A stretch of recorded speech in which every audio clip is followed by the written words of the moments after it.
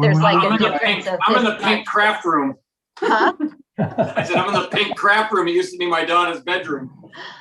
Where are you, Rob? What's that? Where are you sitting?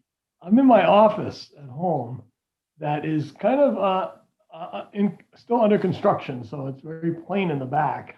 That looks good, nice and white. Yeah, and we have more to do here, but I have a makeshift, you can't see it, but I have this really awesome plastic table that I use.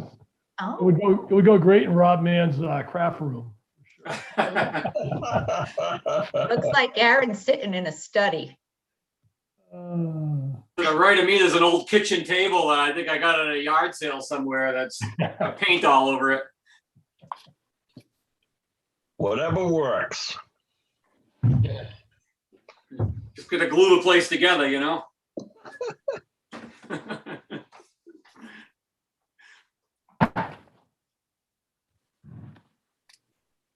Oh, Steve, it looks like you're at the poolside today. Yeah, it's nice out. There we go. He's reached his destination. That's a nice destination right there. Yeah, we got out of the Yeah, shift yeah. and there he is. Heavy at all.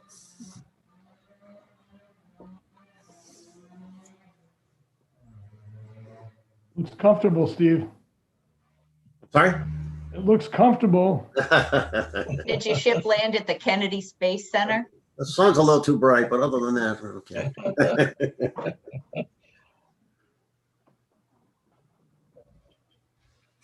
Can everyone hear me okay? I- Yep. Great, thank you. Well, it's 7:02. Might as well call this meeting to order. April 15. Let the record show I've got everybody here. I got Rob Mann, Jim, Rhonda, Rob Word, Steve, myself. Next item on the agenda is approved minutes. And we'll start off with minutes from March 18. That was a regular monthly meeting. And I'll entertain a motion to approve those minutes if somebody wants to make the motion. Make a motion to approve them. Rhonda's got the motion. I'll second it. Is that Jim seconding? Yeah. Thanks, Jim. Any changes to these minutes?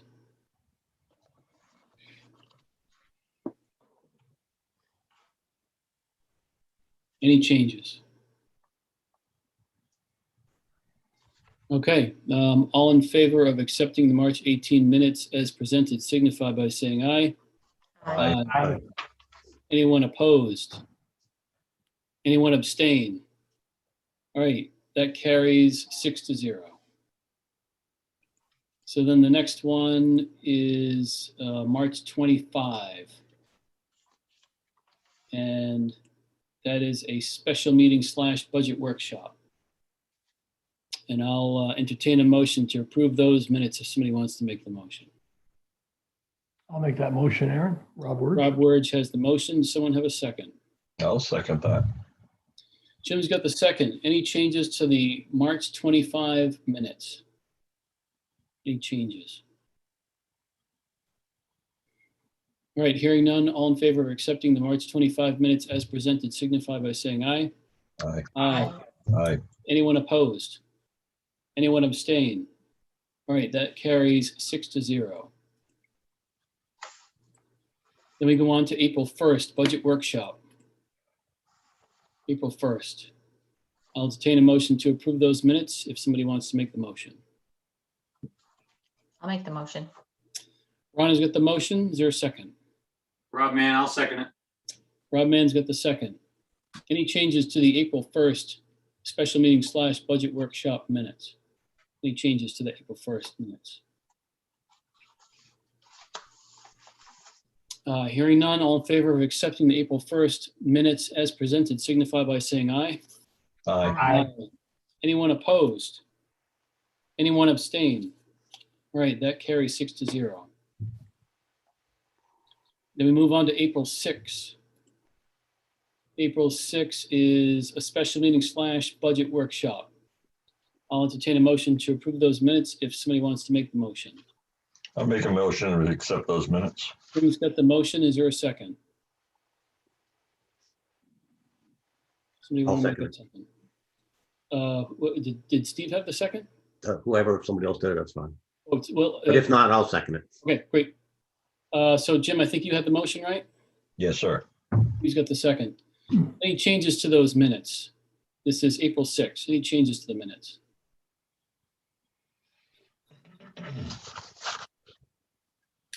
Hearing none, all in favor of accepting the April 6th minutes as presented signify by saying aye.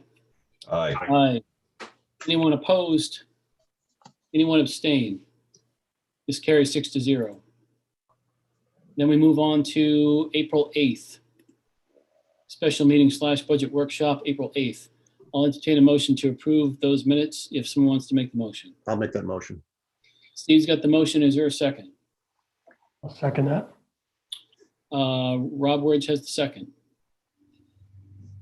Any changes to these minutes? This is April 8th, special meeting / budget workshop. Any changes to those minutes? Hearing none, all in favor of accepting the April 8th minutes as presented signify by saying aye. Aye. Anyone opposed? Anyone abstain? That carries 6-0.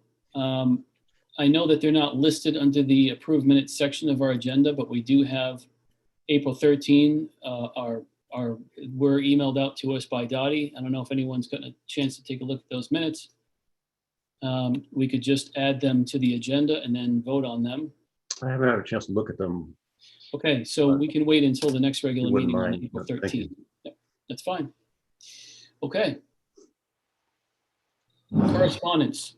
There's nothing listed on the agenda. We've been pretty good about keeping track of correspondence as it comes in with each of our budget workshops. I know that Orla was in touch with us today. I don't know if that necessarily qualifies as, correspondence coming in from the outside. Kind of like, when we get updates from Rainey Moore or something like that, we count that as correspondence. Is there any correspondence that anyone's aware of other than, items that Orla has sent to us that I'm not including or I'm missing or I'm forgetting anything that should be added here? They did send out the Board of Finance minutes, but we'll wait till the next Yeah. meeting, I believe. For April 13. Yeah, but that was sent out.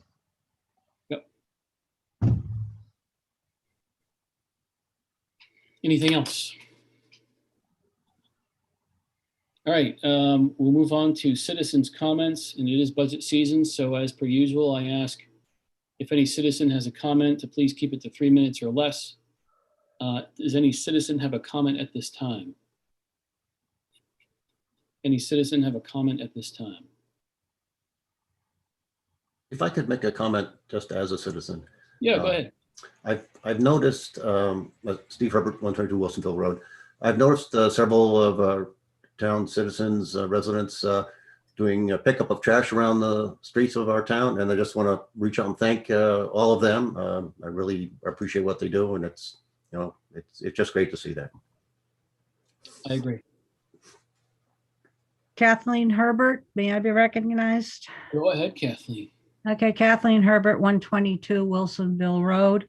I know we dropped one of the projects to be determined which one by the Board of Ed for 40,000, but on the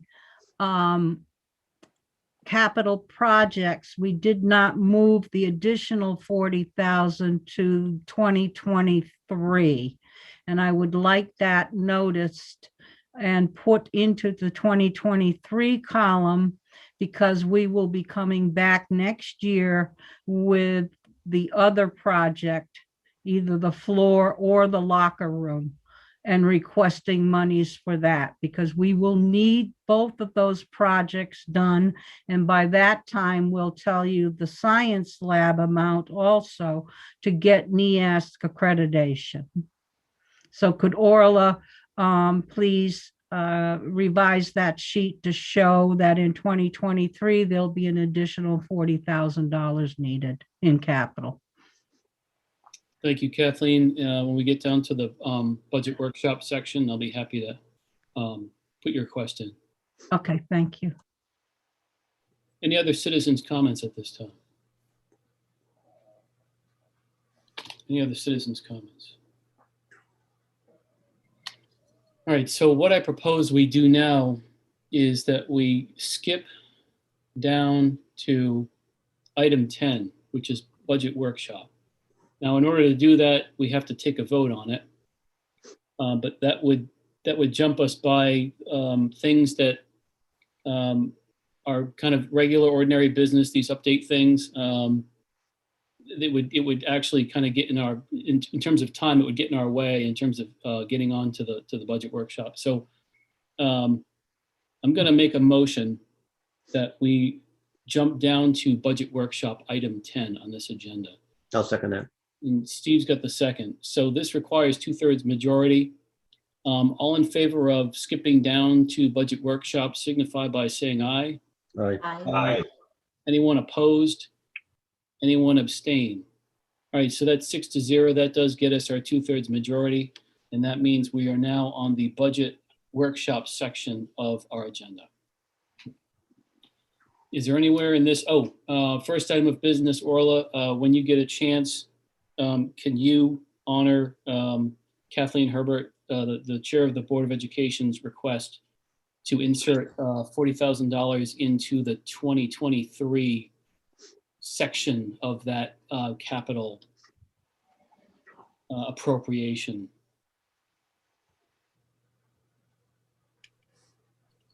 And I appreciate you doing that.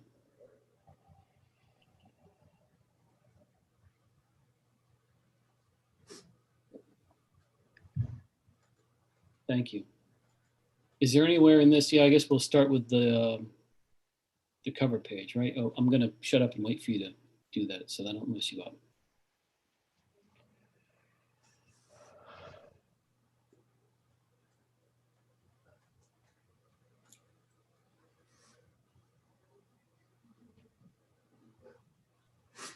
All right, this must be the home page.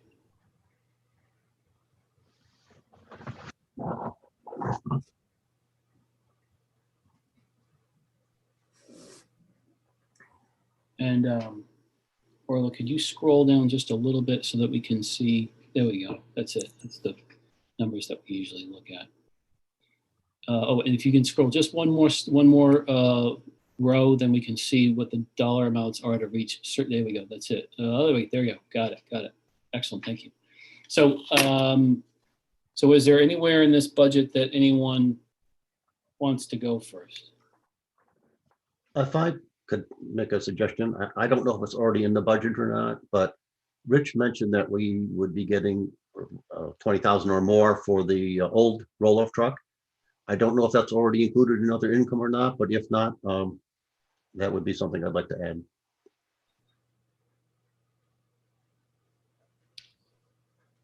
Steve, we generally do trade-ins. When we buy a new vehicle, we trade in the old one.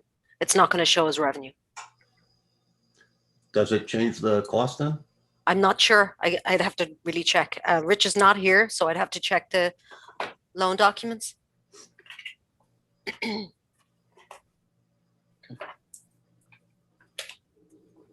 Yes, it's worth making. Now, is that for sure? Are we definitely selling it, or is it a possibility? Because I'd be inclined not to enter it in unless it's an absolute definite. It sounded to me like it was you're getting rid of the old one, you get the new one. This is Amy St. Ange. I know that Rich isn't here tonight. I can certainly give him a call if you need me to, but I believe he was looking at it as a trade-in. Last year, the figure he had received was 20,000, I believe. I don't know if that same number will apply this year. So it may be already built into the 195, and I'd be a little bit reluctant to make any changes based on that. Right, I believe so. I'll send him a quick message right now and see if I can get in touch with him. Sure, and I'm just looking at the loan documents, see if I can see anything about it.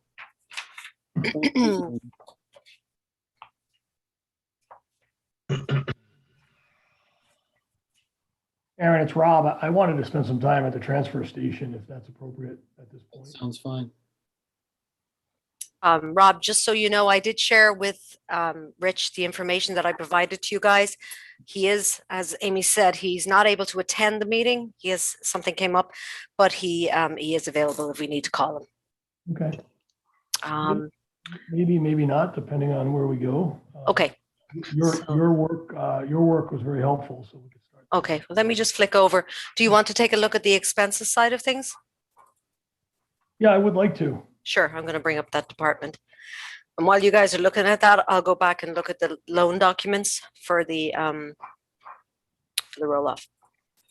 I was kind of peeling this back earlier today to try to get a handle on what's happening with the expense side and with the revenue side in totality. And I understand that it's not necessarily meant to balance out, although that would be wonderful if the income that we brought in balanced out to the expenses. But when I rolled up 2020, and I'm going back a little bit, it was about a $120,000 difference. It was about 360 in expenses right there. Thank you, Orla. Mm-hmm. About 240 in revenue. You don't need to jump back to the revenue. Sure.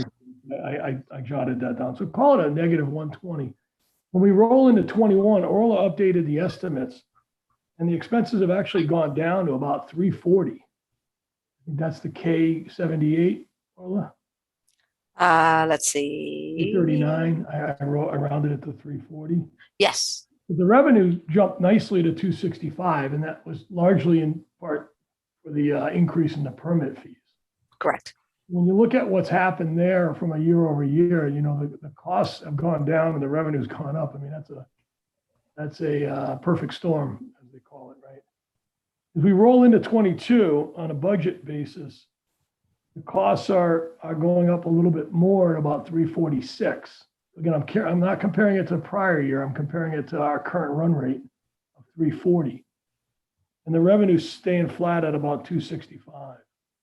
So real nice job moving from 20 to 21, and pretty decent. You know, at first the 8% was really, I was kind of getting hung up on the 8% in the far right column.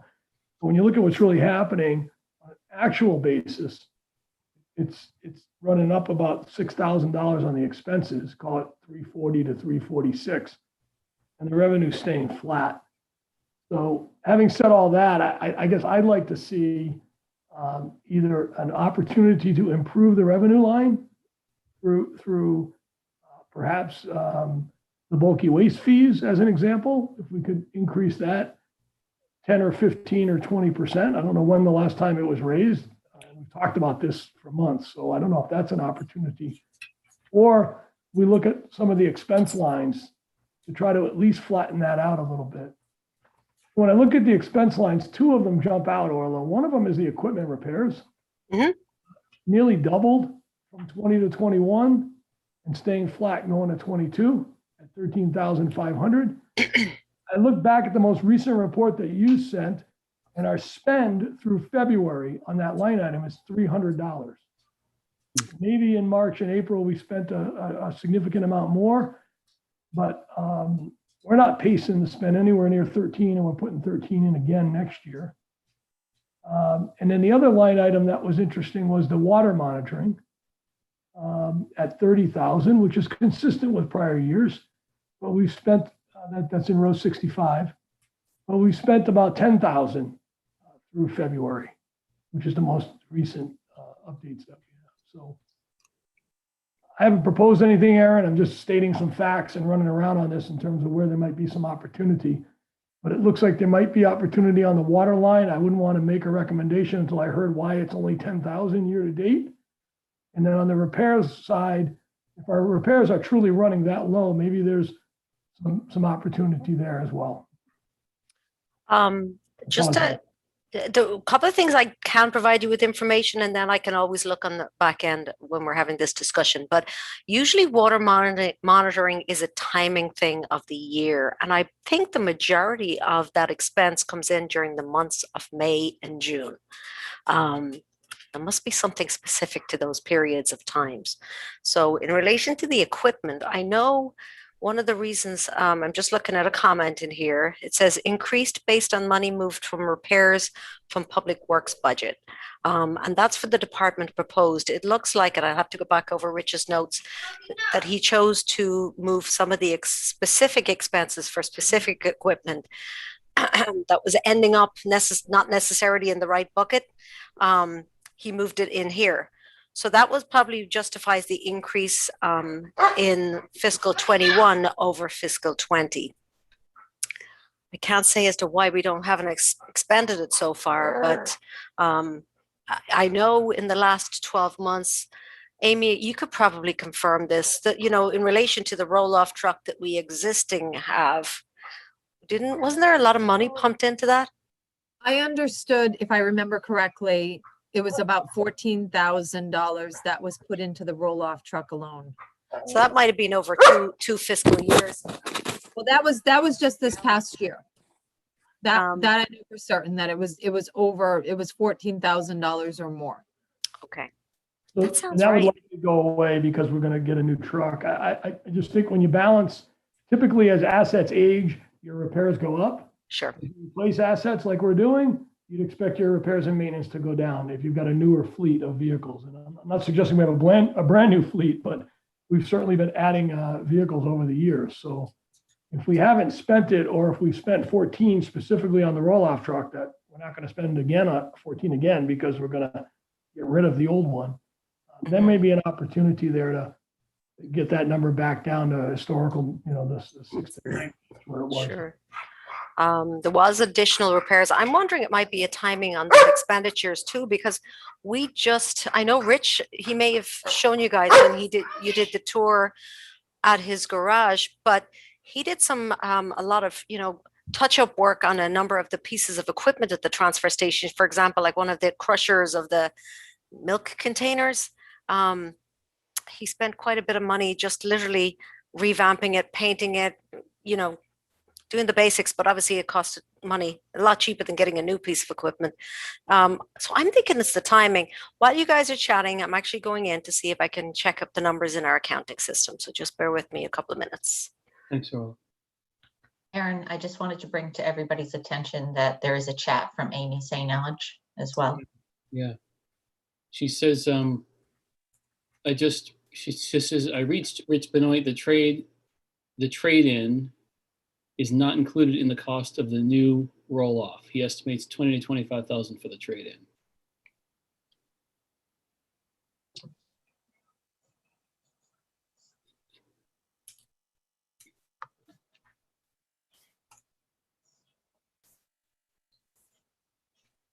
But that's not included, like what Steve said, the 20,000 might be something valid to take off of that cost. Of course, we've already made a motion to expend that.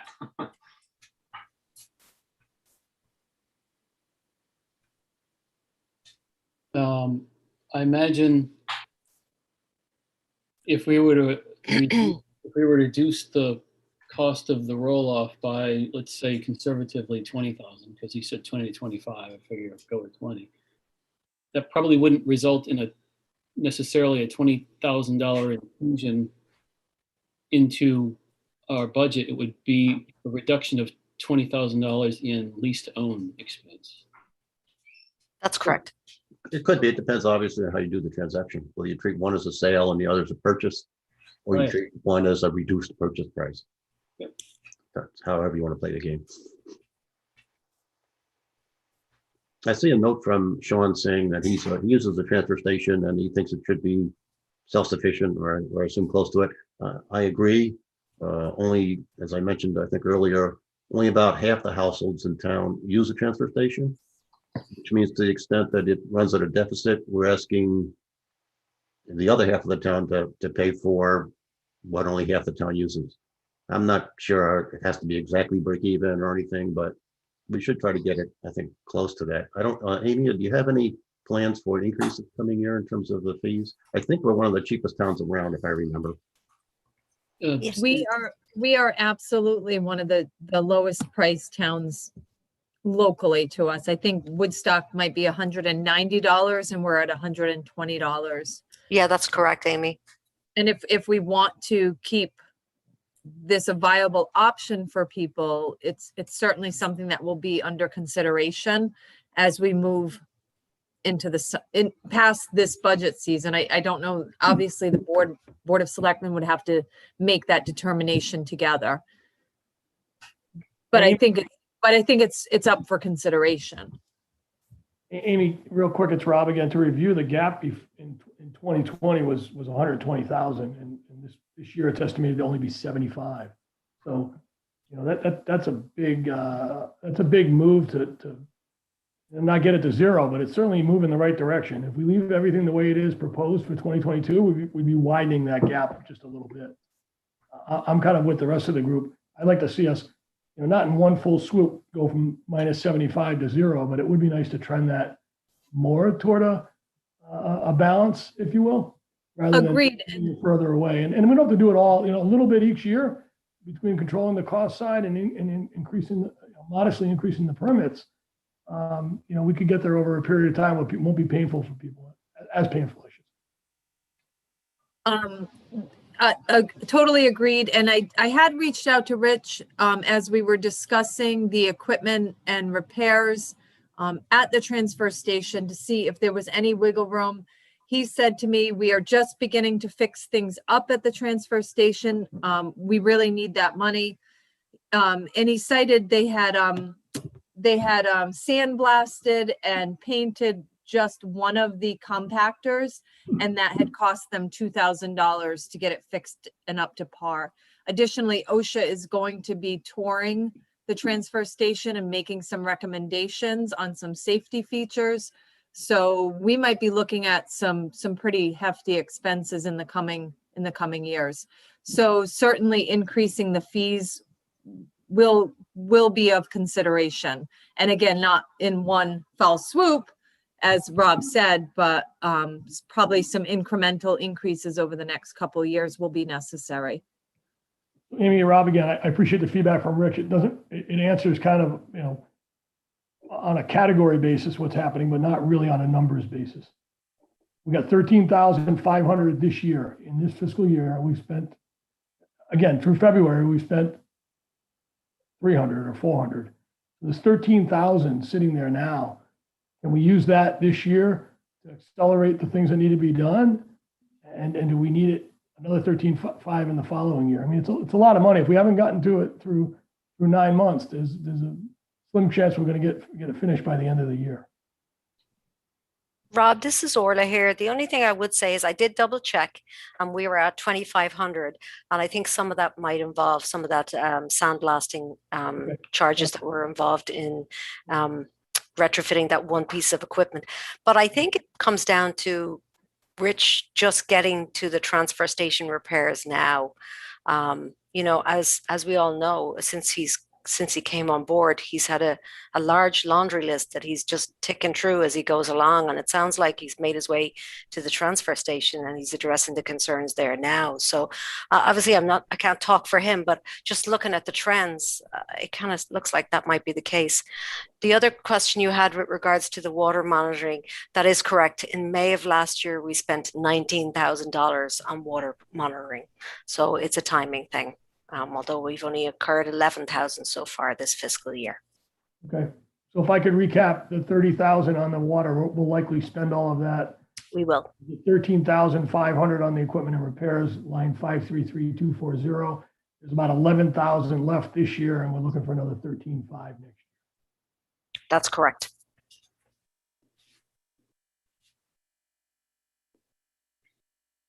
Rob, I share your concern, I guess is the way to put it. It does seem like the estimate for the current year might be a little bit higher than we're going to really spend. And if you do spend it this year, maybe you don't need to spend it next year too.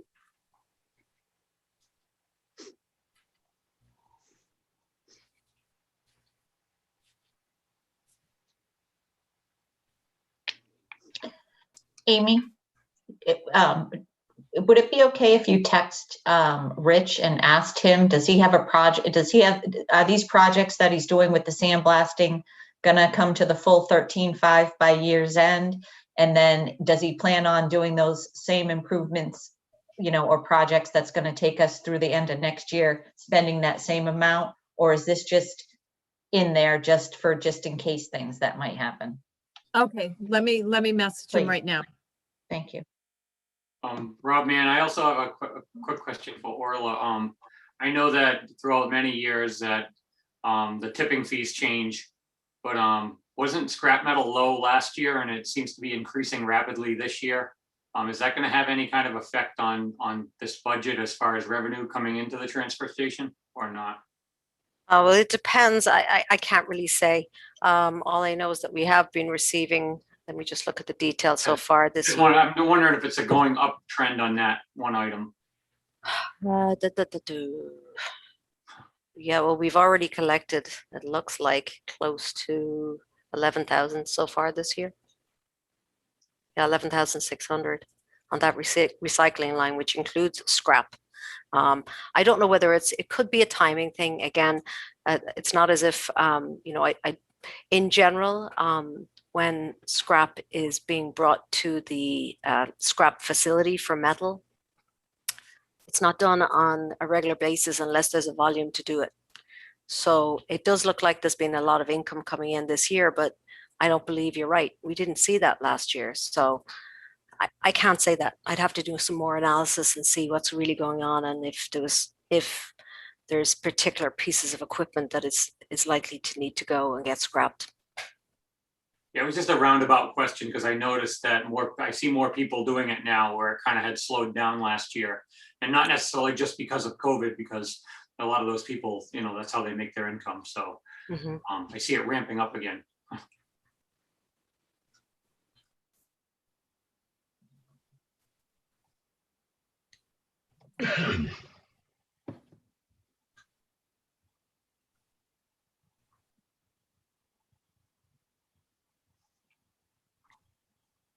While we're waiting, did everybody receive that email that came in from Orla maybe around 6 o'clock tonight? I can certainly share that if Oh, perfect. Yeah, just bear with me. It was in relation to the 9-ton truck. After the meeting the other night, Rich and I had a conversation. Bear with me one sec.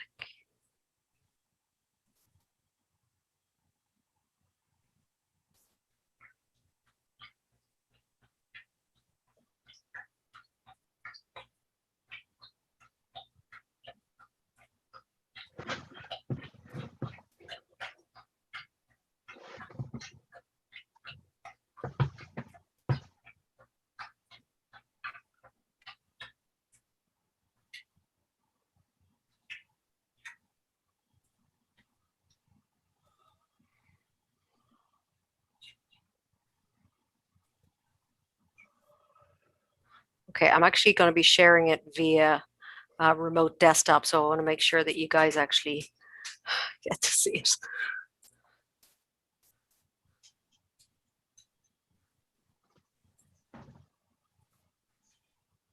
Okay, let's see.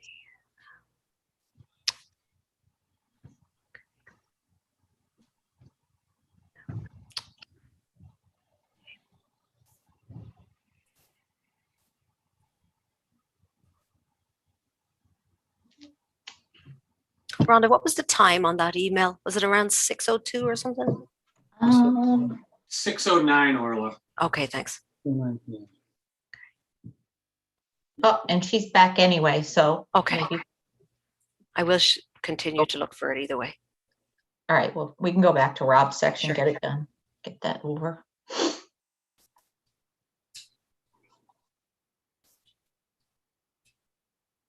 So this is Amy St. Ange. I do have some information from Rich.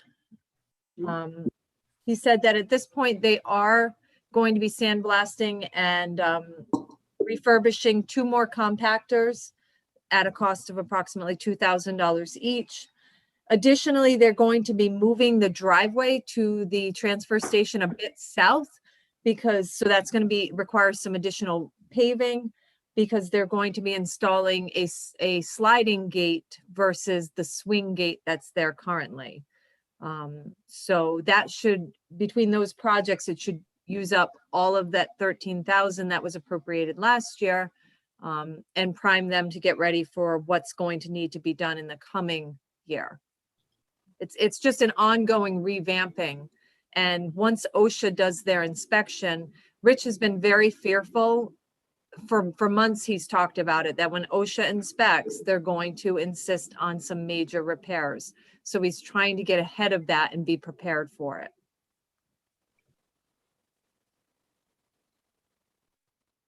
Thank you, Amy. You're welcome.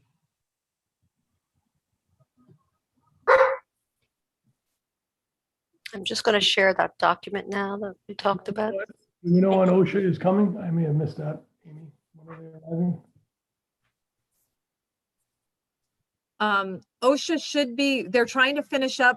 He voluntarily invited OSHA into the town garage. So they've got the second half of the town garage to do.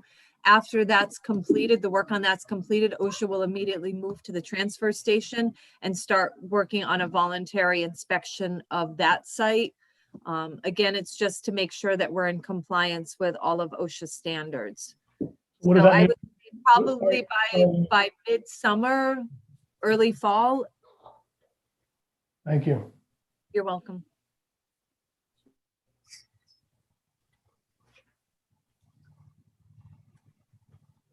If we could, I don't know, who suggested going to this? I email? was just, we're not done on your page yet, so we should stay there and then Go move back. to this. I just thought while she was doing that, we could Oh, look at yeah. that. Okay. The other thing I was going to ask Rhonda, if we could go through the remainder of the adjustments down before we get into an. Whatever adjustment. you want to do. Yeah.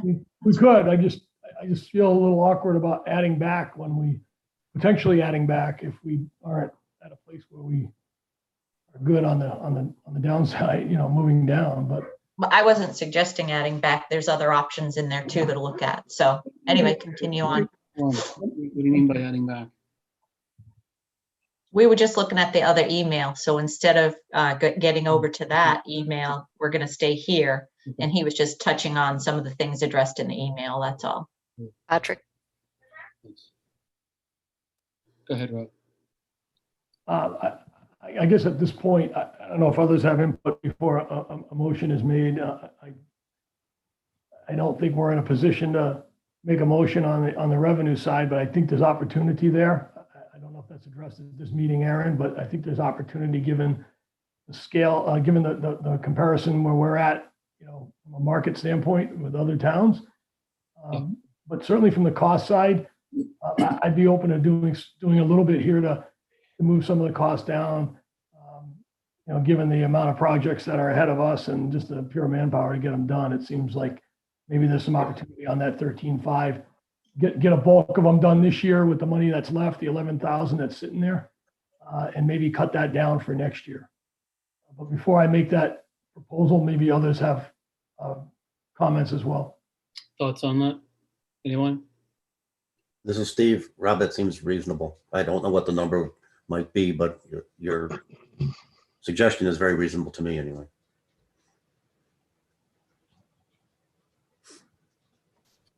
Anyone else? I agree with reducing that a little bit. With what they're doing this year, it seems like they're really getting most of their compactors and equipment like that up to snuff, getting the gate done. I would think Rob is right on point with that one. Anyone else? Rob, man, I agree with Rob. And of course, if OSHA comes in and there ends up being these unforeseen costs, we just have to deal with them anyway. I mean, we're gonna have to deal with them one way or the other, whether we have money in this or we don't have money in this. That's gonna have to be something that has to be addressed at the time of the actual need. So, I'm good with reducing this also. Anybody else?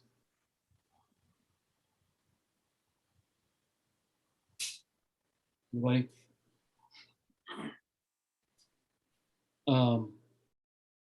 Does somebody want to make a motion? Is there a dollar amount that they have in mind? I'd be happy to do that, Aaron. Go ahead.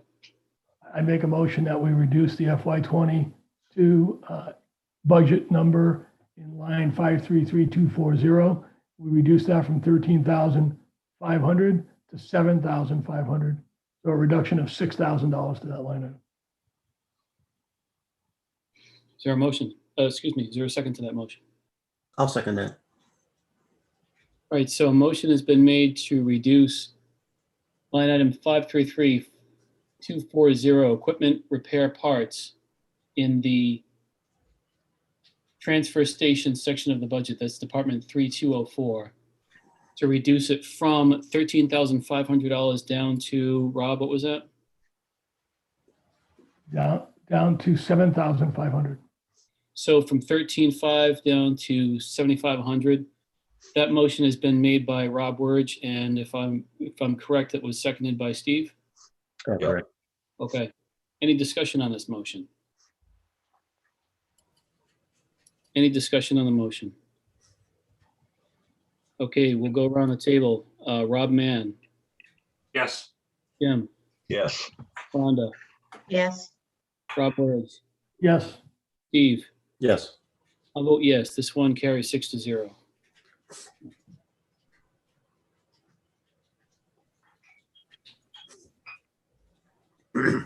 Anything else in transfer station?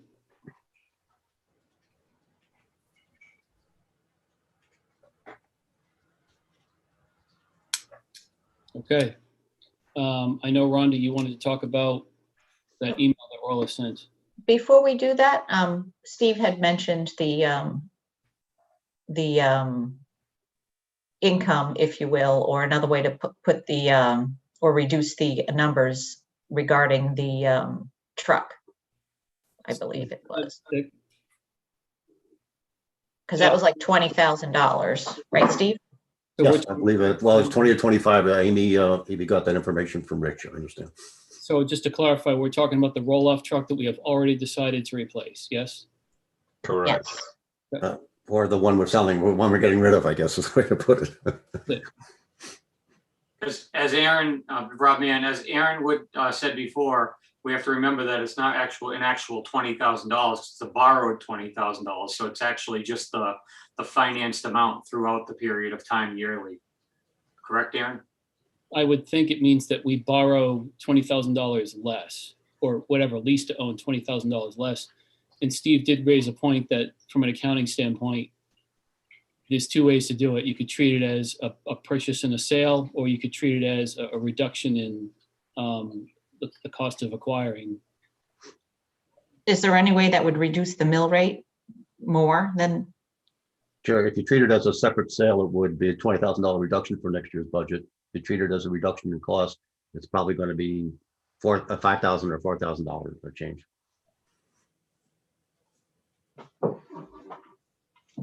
One correction, Steve. I think the first was an increase in revenue, not a reduction in cost. I'm sorry? The first thing that you said was if we treat it as a sale, it'd be a $20,000 increase in revenue. Not a Yes, Got it'd it. be So miscellaneous income, I guess. it would be a one-time. That's correct. Got it. Okay. So yeah, it'd be a one-time increase in revenue, not to be repeated. So Orla, what's the best way for us to position this? Depends what you want to benefit. Do you want to benefit in the first year? Then we reduce it by $20,000. I don't recommend you do 25 because you don't really know. It's only an approximate. So, One way, Rod, is to take the 4,000 over 5 years. The other way Yes. is take it all up front. That would be the most straightforward way to do it. Mhm. okay, I know it doesn't have as much of an impact on the year that we're talking about right now, but I would be okay with stretching it out. What did we say, 4,000 a year or something like that? Yeah. As tempting as it is to grab all the money right now, I try not to set myself up for pain this time next year. I agree. It also, makes our debt ratio less. This is less money borrowed.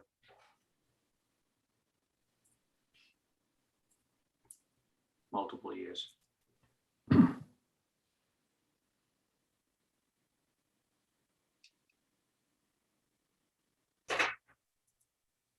Yep, I agree as well. It's not the full 20, but the 4 is additive. It adds on to what we're doing now. It's another Yes. 4. I take it. good find, Steve.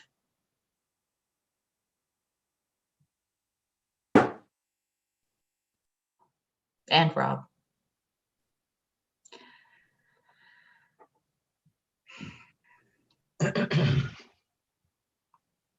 If we're talking about revenue, if I could just touch on a little pet peeve of mine, that's the fire marshal. Just got a postcard saying I need to get my vehicle inspected. It's going to cost me $20. If I own an apartment and the vehicle, I drive to the guy who inspects it. If I have an apartment that needs to be inspected, the fire marshal comes to me and he only charges me $10. It just doesn't seem appropriate to me. I think that income should be higher. We're spending a lot more on the fire marshal department. I think it's a great function. I think it's important, but to the extent that it helps particularly businesses, I'd like to see that revenue line be more appropriate in line with the cost of running that department. And Rob, we're here, not to pile on, Steve, but you're talking about the revenue side, the same department on the cost side is up dramatically. It's up 56%. I'm sorry, I didn't hear you, Rob. I apologize. I said not to pile on, but in that same topic, on the expense side of the fire marshal, that department, if you go to page 38, is up 56%. Exactly, yeah. Quite significantly. So unlike the transfer station discussion, these are going in the opposite directions. Revenue is not climbing and expenses are climbing. I think Jamie did share a lot of information with you guys with regards to comparisons with other towns and the reasons why, and the fact that we did pay for a fire marshal who basically didn't do his job for all those years. The fact that we can even collect some revenue now is a heck of a lot better than it was under the previous fire marshal. I can certainly try and see if I can share that information, and I'm not sure whether Jamie's available to join us, but it just sounds like it's a difficult one to do. It's not like you don't need a permit for fire marshal to generate fire marshal income to register your car. You need to do that to register your car, Steve. So it's a little bit different. The businesses, I believe, are required to have this inspection. The argument was that if it's only $10, then I'm more likely to pay it. I'm not sure I buy that argument. Which people that I buy stuff from I could tell them, hey, if you charge me less, I'll pay you. Otherwise, I won't. I question that argument.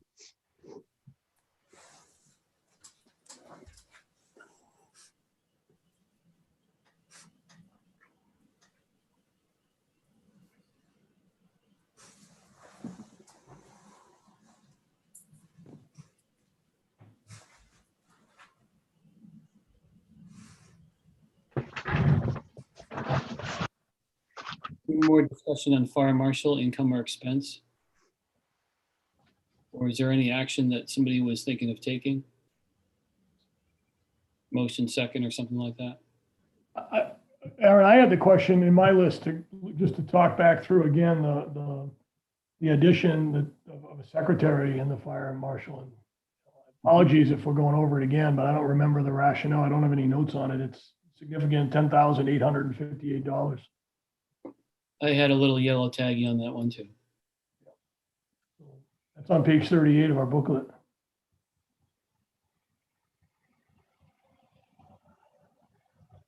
It's not that we're actually increasing the revenue for the particular secretary. It means that we're reallocating some of the hours that this person is actually doing. The building secretary carries out a lot of the administration work for the fire marshal currently. So the thought process was to move the dollars where it should be actually expended and take it out of building. Is that correct, Amy? Yes, that's correct. It was, in hindsight, I mean, we understand what we did. This was Donna Hall's salary. We just took 8 hours of it and tried to expense it towards the fire marshal so that it was applied in the department that it was being used for, because she's taken on all of the duties of scheduling items for the fire marshal and the deputy fire marshal. And can you show us in the building area where 10,800 went away? I can show you the building. I'm trying to find it now. Sure, no problem. And you'll see about a $7,000 decrease, I believe it was, in that line item for the secretary, because she did receive an increase in salary through the union contract negotiations this year. Rob, that's page 61 in the book. Thank you.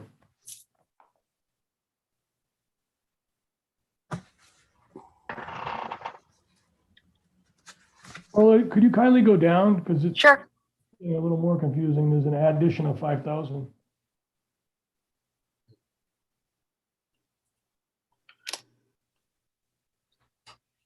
There's a 7 down, and then there's a 5 up. Amy, do you want to explain the 5,000? Um, It's the Oh, additional, the 5,000, the overtime. 5,000, Rob, was for additional overtime. So currently what's happening with Donna Hall is that she does not get any overtime wages. So she's been trying to keep up with the influx of building permits, which means she's been having to put in some extra time outside of her normal 40-hour week, or actually she has a 32-hour week. So over the 40 hours that she works, she's been having to accrue comp time. Additionally, she has 5 weeks of vacation. So it's been this vicious cycle for that department that she's accrued comp time and her normal vacation time, and she just can't possibly use it all. So in the anticipation that the building department will continue this steady pace, at least for 1 more year, we wanted to allocate some time to cover additional overtime or temporary help for her. So we'd have that flexibility. So we put a modest $5,000 in to cover that. I hope that made sense. It does, but I guess in total, I'm trying to stitch together a plus almost 11,000 on one side and a -2 on another side. It just doesn't balance out. We're adding either hours or time, even though we're moving them. Part of the story is we're moving it to the fire marshal, but we're also adding not all of it back, but a significant amount of it back here. I agree. Hindsight being 2020, maybe we should have just left, not reallocated. No, Should have left it in the building office. I don't necessarily agree with that. I think the more you can get the Okay. costs allocated in the areas that they're consumed, the better, the wiser we'll be. Okay, moving great. forward. But if it was 10 out and 10 in, it would be an easier discussion. I'm just That trying would to be cleaner. 10 out and 2 in.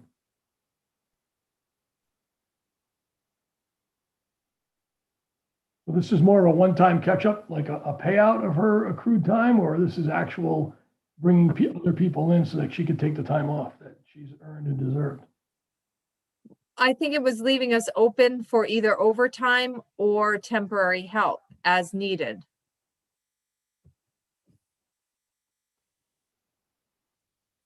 I mean, well, you could take it out. And then we're back in the same position of her accruing a ton of comp time that we're going to have to pay out to her if she doesn't use it within the year. Right. So that's one of the things that we're facing, that legally, when she accrues comp time, it has to be paid out in some manner. So if she doesn't take the time, we're going to have to pay her for it. Right. It's part of a union. Being part of a union, you get those benefits, and private sector, people who aren't part of unions, we don't have to deal with that. And I know that as a business owner myself. No, I get it, Amy. I'm not saying it's right or wrong, but we're just trying to understand what it is so we can. Right. No, I understand. Yeah. And, unlike, because it's a one time, there's no other, maybe it's more of a question for Orla. Is there another place to find the funding? It's not severance, but it feels like it falls more in that kind of a bucket. I know it's totally different than severance, but what I'm saying is there another one-time accrual, or is there a bucket that we have to cover these things? Because now we're, in essence, asking future years to pay for past costs, right? That 5,000 was costs that the town incurred in prior, multiple prior years. Well, okay, so comp time, because we limited to taking within the year for that specific reason. So, or an employee isn't carrying comp time in the books for years, and all of a sudden we're paying out on a rate that was a heck of a lot higher than it was a number of years ago. Fair enough, Orla, but now we're talking about something that occurred last year or this year. So maybe years is not the right word, but it's more No, than- I know. In the past. Yeah, I know what you're saying. The only bucket I would suggest is contingency.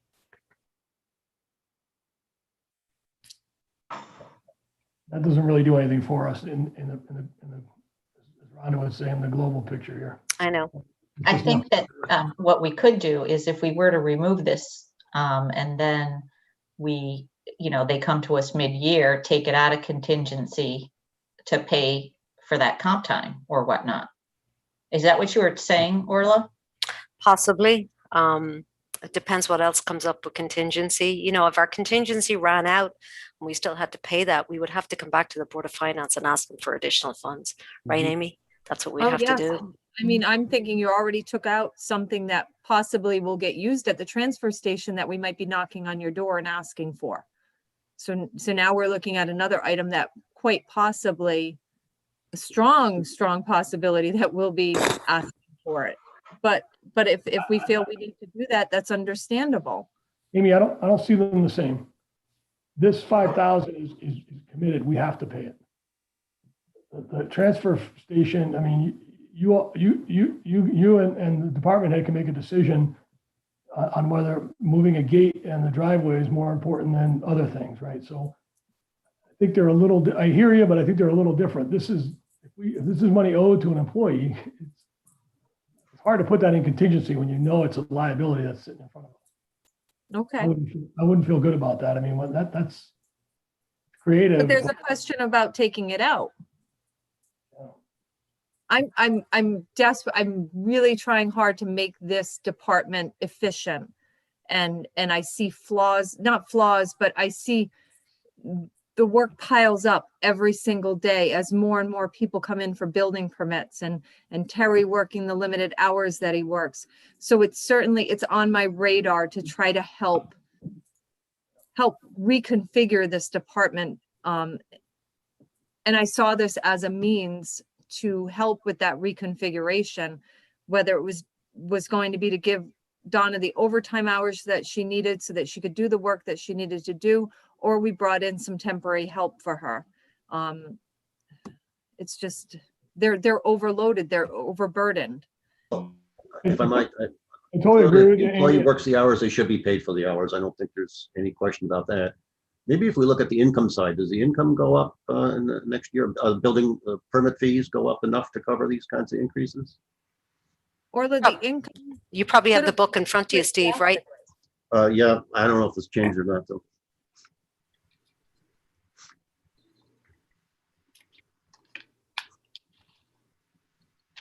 No, gave me a conservative number, 125. Which is the same as the current year. Yes. Which is conservative in the anticipation if the bubble bursts, then things change. But we're sort of saying that we're going to increase the volume based on the fees, 25%, and there's some logic to say that you'll need more administrative support for that. But I would expect to see an increase in 22 income, building fee income.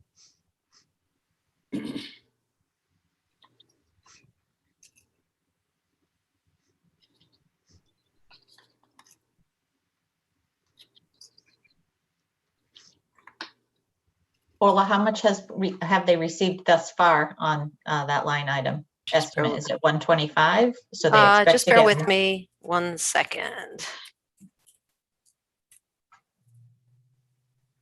Numbers to the end of March. I'm sorry, I said it was going up 25%. It's actually next year it's staying flat according to the fees. That's right. But in all honesty, this is Amy St. Onge again.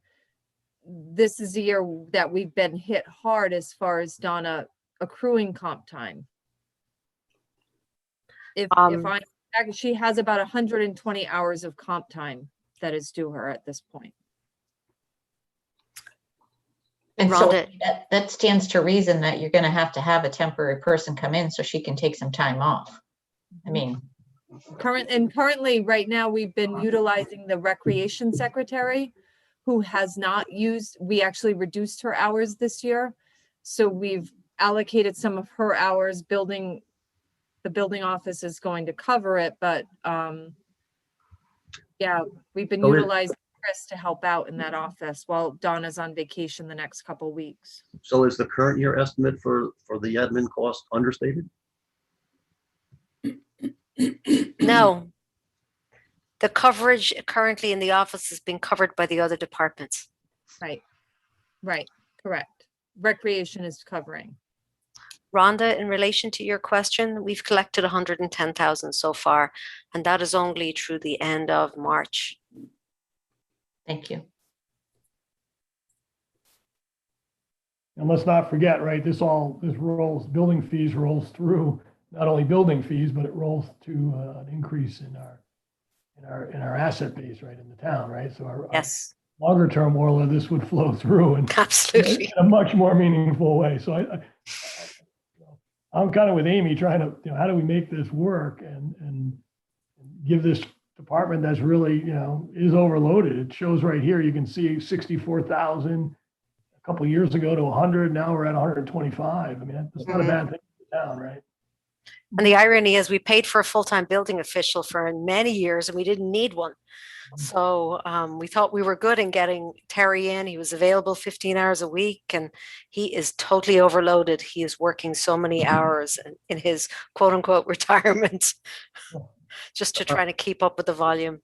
I'm wondering if the current year estimate for income is not 125. If we've done 110 so far and we're going into later in the spring, if it really isn't maybe 150 this year, and maybe that would be a number for next year.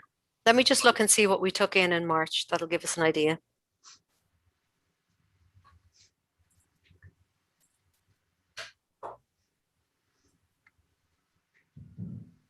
Steve, I think if it paces, relatively even, I don't know if it's more seasonal, but like 110 through 9 months, that's about Right. No, I would agree with you. It's probably going to be, I don't know, 140 or something, Yeah.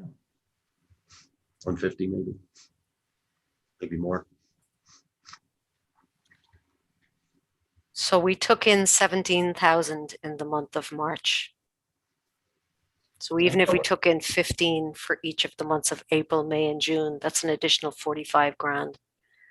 Looking at a trend, during the winter, we typically don't collect a huge amount, but in the tail end of the months at the end of calendar year 2020, we took in 18 in July, 12 in August, 13 in September, and then 23 in October.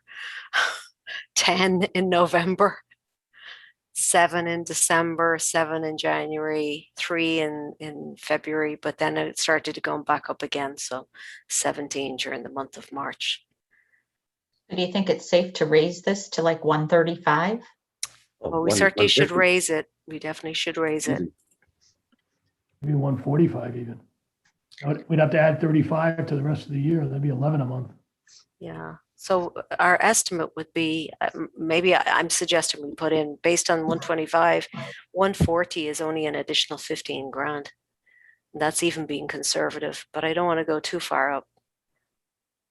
You said you had 110 right now, Orla, through 110 through the end of March. That doesn't include the months of April, May, and June. So if That would be you another 15 for 10 each of those months, it's going to be 110 plus 45 is 155. 155, exactly. Now, one of the things is because the building secretary is on vacation, the office is not open as much as it typically would be during the week. So we may see a little bit of a decrease in the number of volume. We may see that activity coming in during the month of May more than the month of April, but either way, she will be playing catch up regardless, no matter what month it ends up in. But conservative would be 140. 150 might be a middle of the road. I'd suggest 150 is a reasonable number for next year, probably a conservative number for 22. I know Terry was reluctant to go any higher. He just, we had many discussions about this. I went back to him a couple of times about it, and Rainey suggested this too, based on the volume that he sees coming through his office, because he processes all their payments. At least all their check payments, their credit card payments go through their system, their new online permit system. So, And this could be a trend with interest rates low, for the next. What was it that Rainey recommended? 125. Mm. I wasn't sure if he recommended going higher. No, and that was based, we only introduced the credit card processing at the beginning of March on their new permit system, which is called Permit Link. So, as it stands, Rainey will still continue just to process the checks as a control measure. But we are starting to see credit cards. For example, during the month of March, we collected almost $3,000 in credit cards for the very first month that we were processing it. And that didn't include the entire month of March. So, we might even see more applications coming on in knowing that people can now process their applications online. So this line item for building fees is for new homes or new construction of any sort, like a shed or anything like that? Any addition? changes. Pretty much, it's not just new construction. It's you got to build a garage. Yeah. In addition on your house, whatever. Yeah. It seems to me that the 150 is a reasonable estimate for FY21, and that wouldn't be, in my mind, not an unreasonable estimate for next year as well. I can certainly plug it in. And Well, that's my thought. There's 5 other members who. no, Are you of gonna course, make a I motion, understand. Steve, or do you want us to elaborate? What do you, I think we should increase this line item as well. I agree with that. I would certainly be willing to go to 130 at minimum. I know obviously if we go to 150, there's always a risk. I was thinking, more between 10 and 15,000 above my personal comfort, if you will. So if we go to 135, Yeah, 135 or 140. 140 would I probably was be my thinking top. I think 140. 140 is reasonable, but Yeah. I'm kind of uncomfortable with the 150, Rob, man. Yeah, I think that's a little aggressive. I think the 140 is a much safer bet. Rob, And that's going to balance us with the 5,000 too, and the additional income that we need on that side without touching that, right? Well, that's somewhat of a separate issue, but it does affect Yeah. this department, and it makes it more understandable, I think. Rob, I'd support the 140. okay. So somebody want to make a motion to increase this line item to 140? I'll make that motion. So Steve's got a motion. Steve's making a motion to increase line item 490395 in the, oh boy, I can't see where are we? We're in section, maybe Orly, you can help me out. Sure, it's section revenue 3040, So local revenue. Revenue section 3040. Yes, and 3040 represents local revenue. Got it. And so within that section of the revenue side of the budget, then 490395 is the line item. Correct, and it's building fees. And building fees. And Steve has the motion to increase that to 140 for FY22. Is there a second to that motion? Rob, man, I'll second that. Rob Mann has a second. Any discussion on this motion? Any discussion?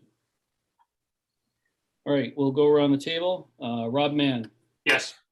Jim, Yes. Rhonda, Yes, Rob Werge, Yes, Steve. Yes. I'll vote yes. And that was, how much we bumped that up by 15? By 15,000, correct. All right, and then I know this is a completely separate topic, but I didn't write it down. But Orla, were we reducing, because of the calculating and the trade-in and the roll-off, were we reducing the anticipated annual expense for the lease by $3,000 a year? $4,000 a year. All right, the only reason I ask is because I got this little note here that I'm just keeping track of stuff. Sure. Let me just go into it. I want to apologize because Rob was actually looking at the expense side of the building department, and I'm not sure we finished that conversation. no, in my mind, we did, Steve. Okay. Aaron. I just wanted to make sure that I keep track of what was the change in dollar amount so I can write it down. That's my bad. I didn't write it down when we were on in the first place. So the annual debt service would go from 43787 to 39787. Okay, that's 4,000 even. Thank you. Sure.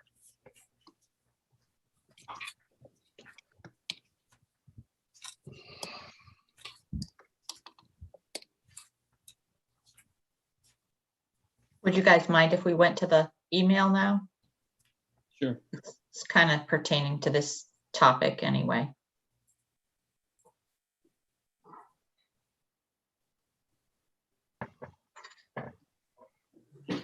Rhonda, while we're pulling it up, to Steve's question about not addressing my area, I think we addressed it, Steve. Look, Amy explained it well. Those folks are really, really busy. She's trying to, make sure they're set up for success. So we just got there a different, we got there on a different route, but we got there. And I think it's a reasonable adjustment that we made on the revenue side. And that added cost is, is being paid for by all the people that are utilizing those services. So I feel good with where we are, Steve. Okay, again, I just didn't mean to sort of go off on a tangent. So my question regarding this email is, if we, keep things as is and we don't add that other vehicle on, is there any way that we can use the anticipated surplus and maybe encumber this bill this year to utilize that and reduce the debt? So if we don't encumber this money, now keep in mind, last year there was over $140,000 not encumbered for salt. That rolled back into the fund balance.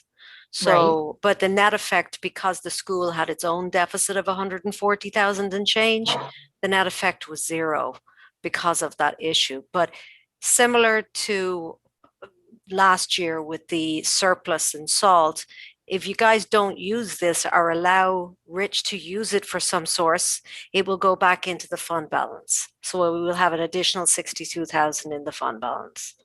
Well, I understand that. I guess I was just trying to see if there was any way we could creatively use this cash, like towards the end of the year, if it's still in there before we get the lease, so that we can finance less.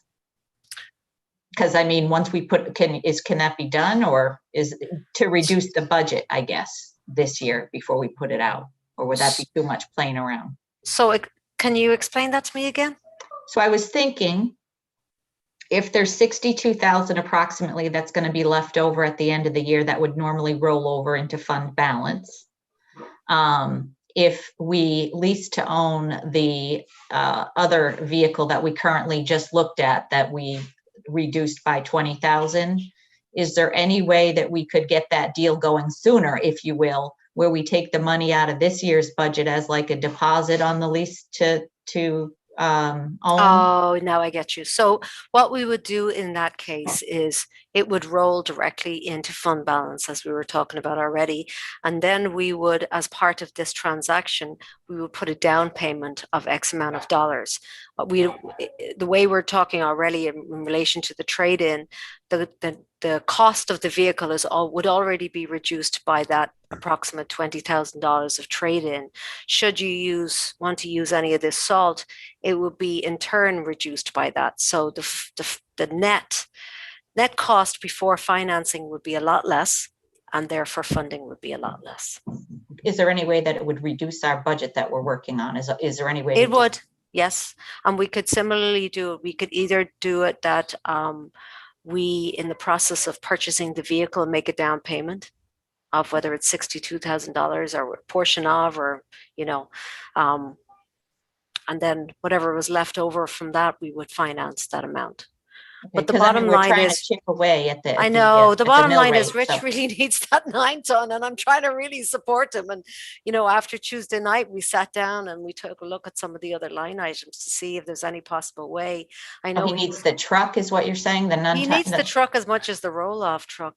There's been, for many years, these projects were not funded by the town for various different reasons. They were not funded, and I can't help but feel I want to support them and do everything I can to help them through this. But you guys are the decision makers. I'm just giving you some ideas. That's all. Well, no, I know it, but he came on in the last meeting and said he could make do. So that Okay.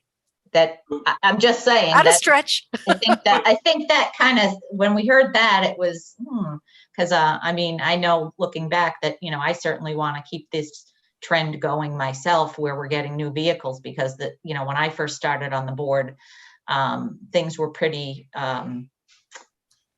Dismal. old. Yes, dismal. I don't even know how to put it. So I mean, I just wanted to throw this out there in Sure. In that fashion as well.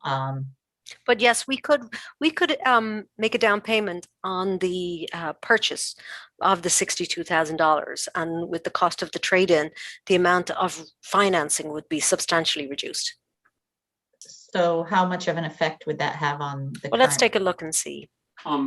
Just one, you're gonna see that anyway, but, like all the suggestions you have here could be used against the 9-ton, correct, Orla? Should you choose to do so, yes. Yeah, I mean, that's something that we can look I at. think if that's we- a wise decision. All right, so before Orla goes through all this, I mean, how does the board feel about adding that truck on? That's what we're talking about, Rob, correct? This is adding $27,000 to the budget next year, Right, additional cost. I know, Steve. So is, Okay, no, that's, yeah, I understand that. I wasn't thinking that along those lines, but it sounds like Rob was, so I just didn't know if any other board members were. thinking. Actually, I wasn't. I was actually thinking of using these funds for the truck that we already have chosen to buy. Well, that's what I'm doing then. That's Yeah. what I'm, that's It what we're wouldn't, doing. it wouldn't add to the budget. Okay, all right. I It would did. I lower the financed misunderstood. amount. Exactly. Okay, I thought you were No, going the other way. Okay. no, All I wasn't. right, Rob, I Orla, like your continue idea. on then. Continue on. That's all. I was wanted to use Orla's plan towards the truck that we currently already voted on financing. That's what we're to doing lower now. that debt service. Right. That's exactly what I suggested. I just misunderstood what you said. Oh, Rhonda, I No thought you were problem. using this for this 9-ton truck, not the roll-off truck. The No, the roll-off one, the truck. roll-off truck. Oh, okay. I said 9-ton and I was mistaken. I meant roll-off. Right. I was thinking 9-ton roll-off truck. Why, I don't know. No, when I Hold saw on. this, I thought, you know what, if we're not going to get the other truck and I understand. Point of order. Point of order. Hold on. I do believe that the email that Orla sent out was making the case for buying the 9-ton truck in addition to the roll-off that we've already decided to buy. Correct. Just to clarify what that email was intended to convey. Yes. If people are thinking of going in a different direction, fair enough. That's the purview of the members of the Board of Finance. But I just want to make sure, I think that's what the purpose of the email was. Yep, that's Absolutely. correct. I think you're absolutely right, Aaron. But I like Rhonda's idea of applying those 62,000 against the purchase price, which will reduce the amount we have to finance and reduce our expenditure for the coming year. It's a good And idea. reduce the mill rate slightly by Sure. like a hair, Sure. a sliver. Well, even more than a sliver when you look at the other things that were below that 62,000.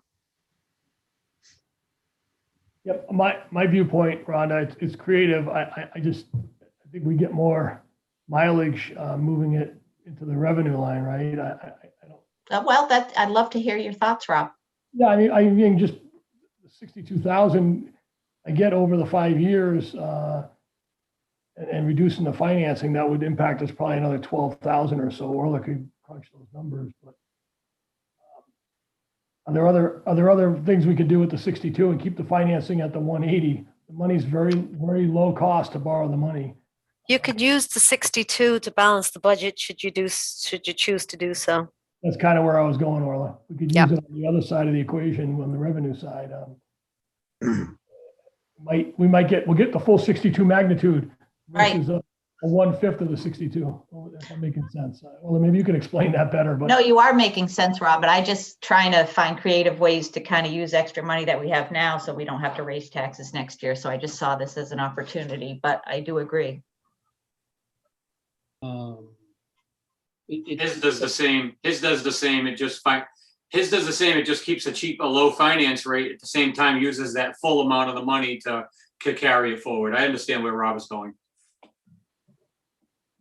So I think we should use it one way or another. So correct me if, well, okay, so using it one way or another, meaning the 62? Yeah.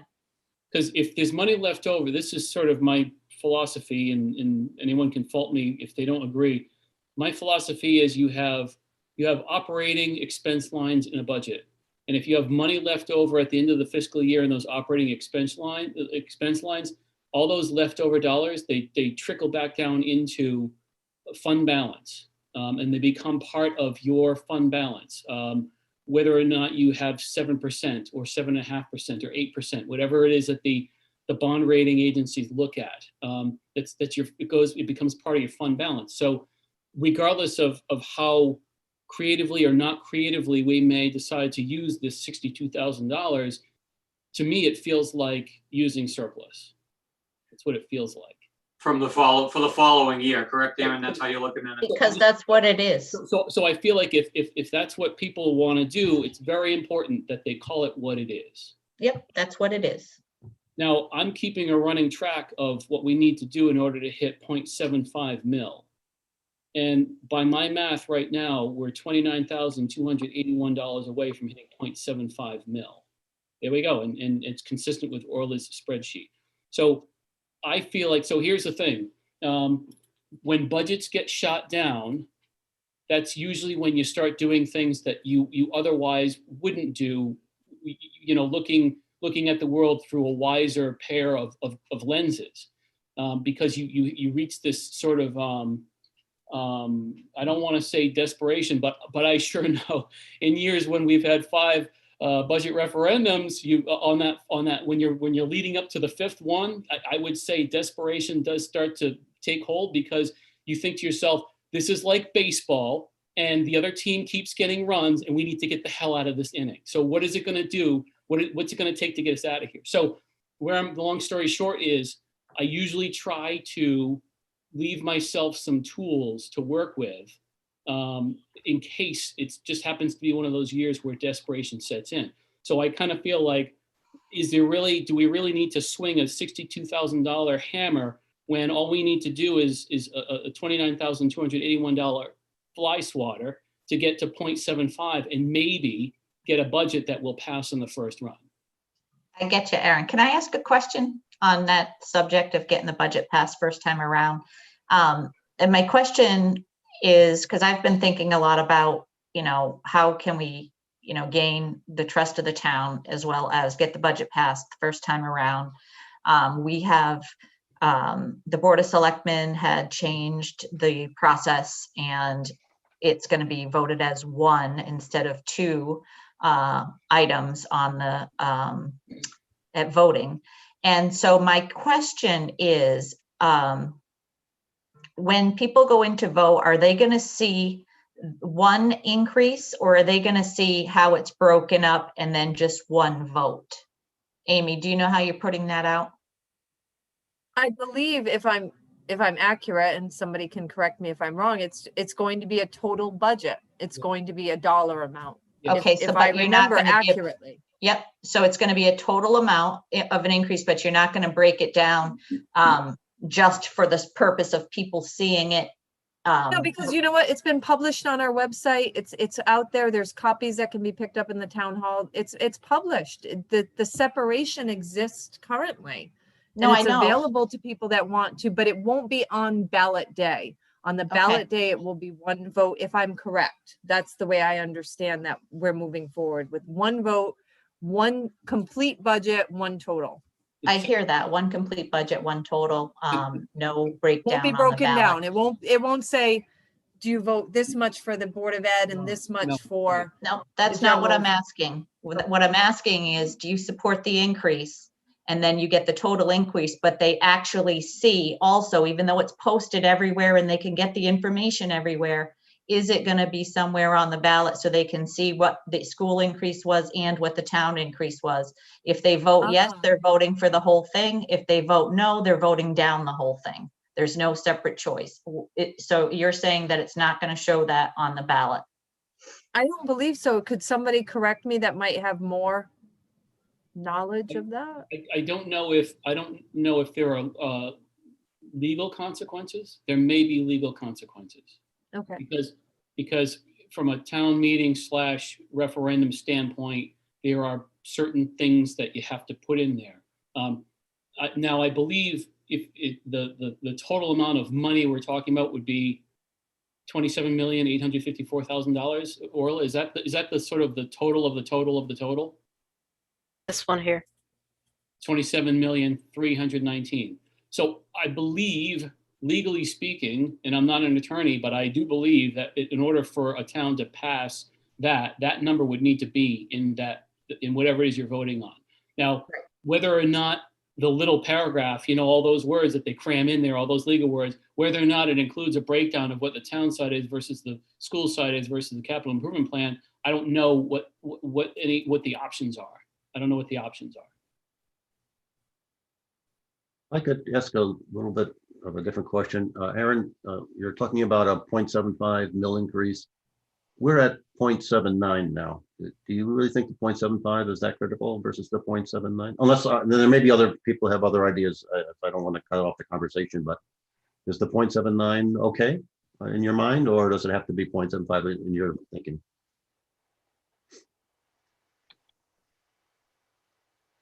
Aaron, may I speak? Yeah, Jim, go ahead.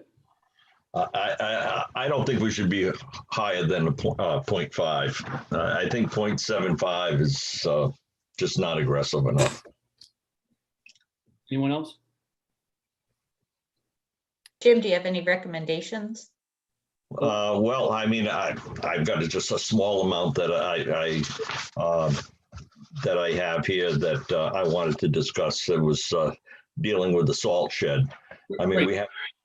No, excellent. Thank you. Here's what I want to do. Steve's question to the board was, I'm comfortable with 0.79. Aaron's talking 0.75. What does everybody else think? So Jim, you're thinking 0.5.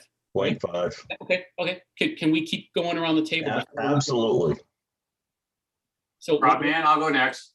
I think we should be between the 0.5 and 0.75, somewhere in between there, because it's a middle ground of those two formulas. And we all know that we have a better shot the lower we have it.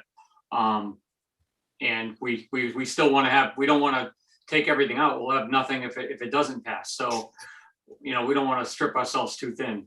We're thin as it is, without a doubt. But that's just my opinion. I'll jump in next, Aaron. My viewpoint from the start was to try to not eclipse 3%. Try to get down into the 2 point something, 2.9, 2.95. Just knowing that that feels to me like a reasonable number to cover inflation, to cover the cost of living. That's around the areas where people's raises fall in, et cetera. So to me, I think people that are saying it should be dramatically lower than 2.5 to 3%.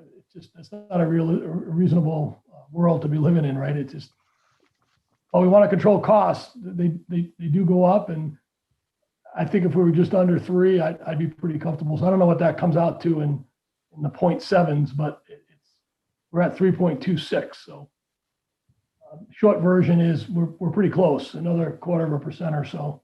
I was going to say, do we know what the stretch is to hit 3 from a dollar standpoint? 0.73%.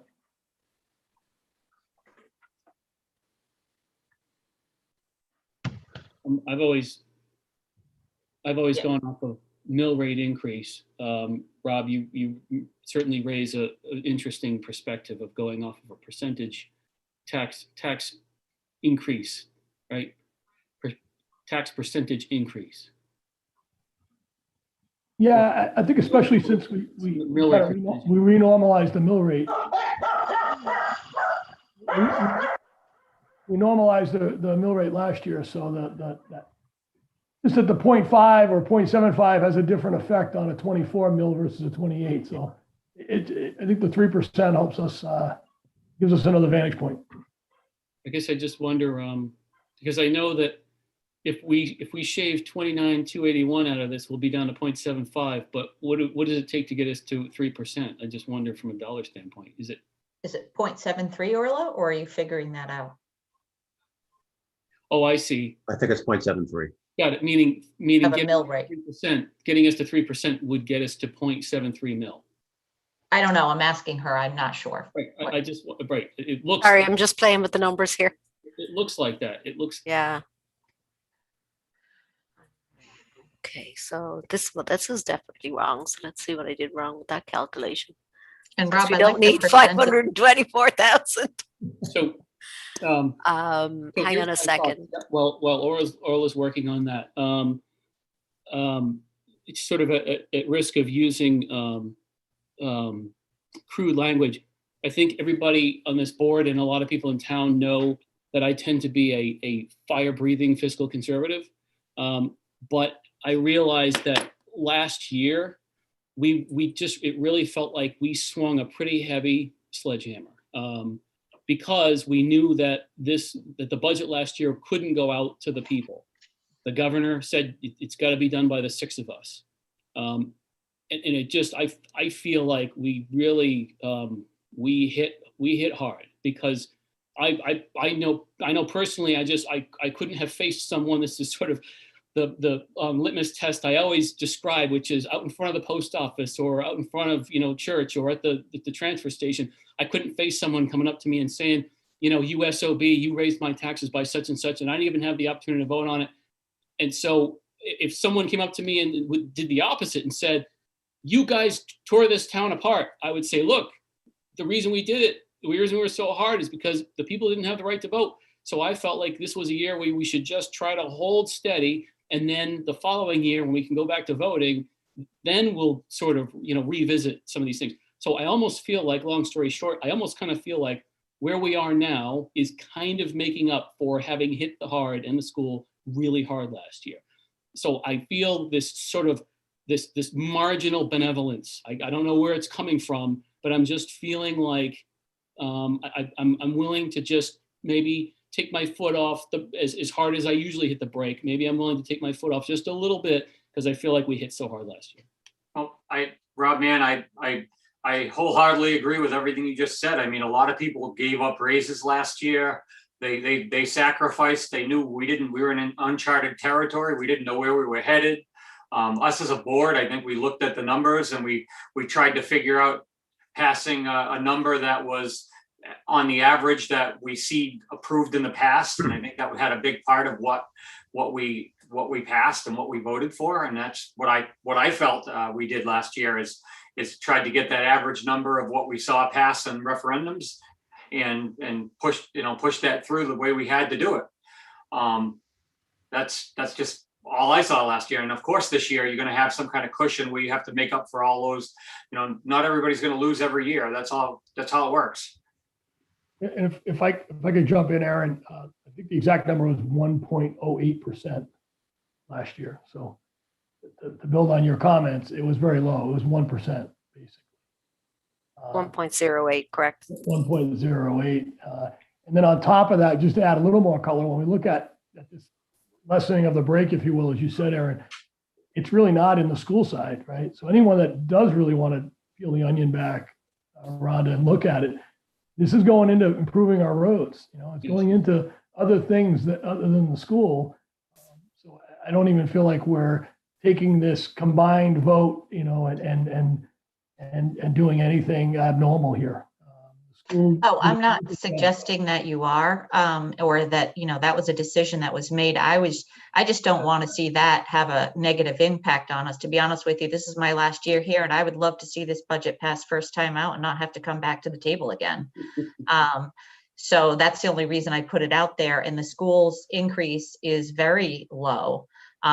So even if it were a tad bit lower, even if we had that on there just to show people that how low it is, that in itself, I think would be a positive for them to see. That's the reason I brought it up, not a negative. No. Rhonda, that's what I was trying to say. Exactly.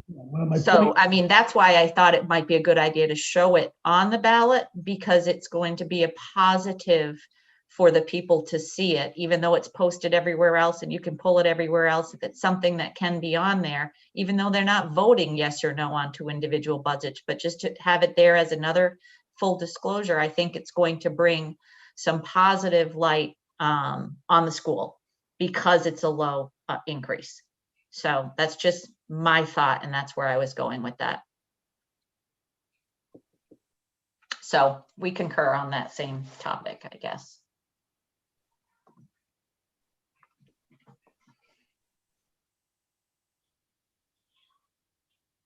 Anything else on this holistic topic before we revisit any line items?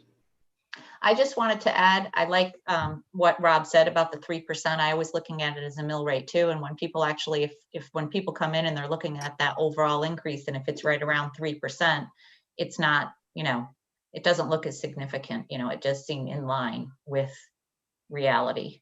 So, thank you, Rob.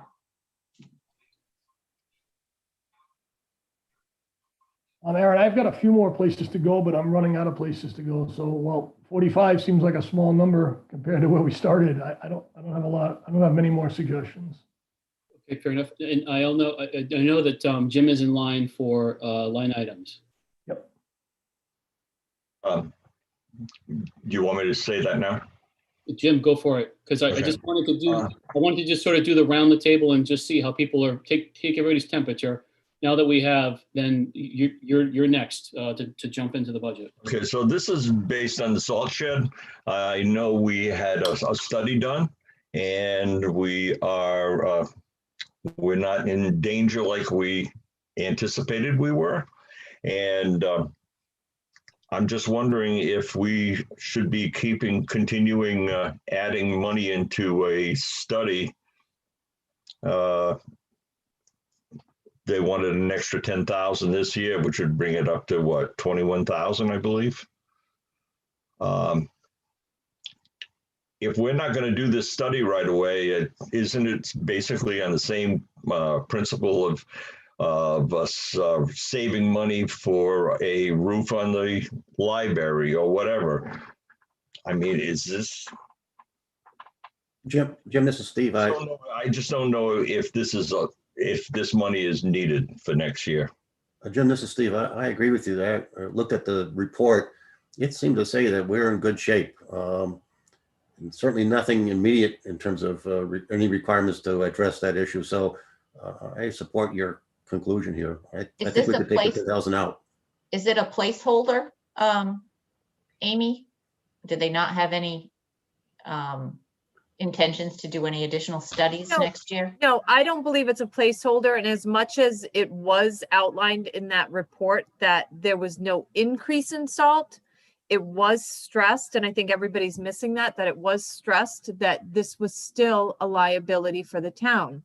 Because do you really want salt to get into the water supply of Connecticut Water? And Connecticut Water is still demanding things from us. They still want to see that we're moving forward and that we're taking proactive steps to make sure that the water source, the drinking water source, is protected. So what this would do is put us in line to continue to move forward and potentially either do a preliminary study, a preliminary design work for a new salt facility, or as the study suggested, start finding and researching an area for a new site altogether, which isn't practical, but that was suggested in the report that a salt storage facility off-site out of that area would be the best practice. So it's still, although we didn't see an increase in salt content, it's still an issue, and it's still something that we have to be proactive about. But again, it's in your hands as a Board of Finance. So, Amy, this is Steve. If I recall, it actually said that there was some decrease of the salt content. we've also had a few mild winters, Steve. So let's keep that in mind in the last couple of years. Enough. Can I jump in on this? To relocate it. And since Rich has taken over, he has taken some proactive steps to make sure that the salt is properly secured, that it's properly covered, and they're following as many best practice measures as they can. Go ahead, Rob Borge. I wanted to jump in, having visited the town hall with a small group.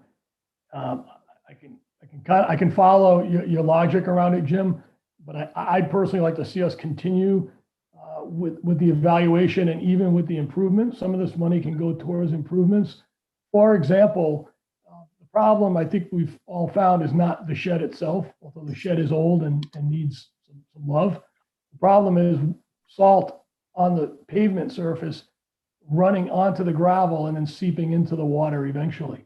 So exactly what Amy said, better discipline about cleaning up the salt that's left on the tar before it runs off is making a big difference. But Rich also mentioned that if they expand that tar area, if the study tells us expanding that tar area keeps the salt on a non-permeable surface for a longer period of time, that might solve the whole problem and be far less money than we talked initially. So, part of me wants to take it out because it's 10,000 sitting there, but I think a little bit more time and energy, we could probably stop, really shore up this issue for a long, long time for the town of Thompson.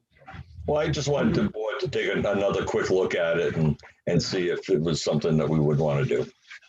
This is just, Rob, man, this is one of those items that I really don't want to touch because I feel like it's one of those things that we're being proactive on to look towards the future rather than reactive when the problem comes up and they say, listen, now we found salt in our water and so on. You know, I know we're not in a situation where we feel we're endangered from that, but this has been going on with Connecticut water for as long as I've been paying attention to anything in this town. I hear about it year after year, it comes up. So this is just one of those things that I don't want to touch. Rob, man, I'm with you. This is one of those opportunities where if something happens, this board had the opportunity to keep continuing with whatever steps may be necessary to prevent a bad situation, but chose not to. And I don't want to compare it to Flint, Michigan. It's not that bad, but it's one of those things where, you know, in Flint, I think they went with something cheaper, and that's what caused the erosion of the lead pipes, which caused a tremendous catastrophe in terms of the water quality. We're not talking on that scale here, but it's just if salt gets in that watershed, we had the opportunity to try and prevent it from happening, and we chose not to. And boy, to me, that comes back to the out in front of the post office and down at the transfer station. I just don't know how I could possibly explain that to someone, that we had the opportunity to continue and we chose not to. That'd be too much for me. But Jim, thank you for bringing our attention to that. It's absolutely worth Well, I revisiting. just wanted us to discuss it and make sure that we're doing the right decision. Absolutely worth revisiting. Anything else?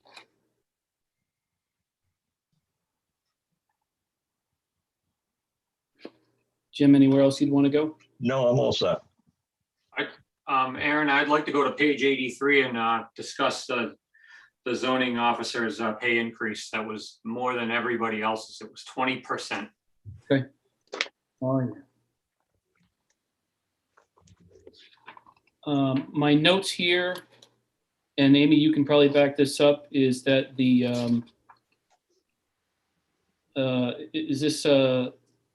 I'm using the person's name. I know we're not supposed to do that. We're supposed to say director of this, director of that, but I have my notes here say Cindy Dunn was underpaid. She's out in the field constantly. Well, I think if we look back even 10 years, the former zoning officers were paid well above $20 an hour for the skill set that she provides and the knowledge and the work that she puts into it. That was really our reasoning behind it. If 10 years ago, the zoning enforcement officer was paid $25 an hour, she's doing that same skill set. It just stood to reason. And she does work tirelessly. Yeah, I've just seen her. I see her day after day in the town hall. I see the work that she's putting in on various projects. My reasoning was just, we just had a big discussion on the secretary to the building official who was getting a $1.76 raise and makes $25.66 an hour and has worked there for many, many years. And now we're talking $25 for somebody that works 19 and a half hours a week. I don't know how long she's been employed with the town, but and she did give up a raise last year, I believe. And 20% just seemed a lot for me. I felt like it should be a slow process of a step every year, just like other people to get up to a certain level.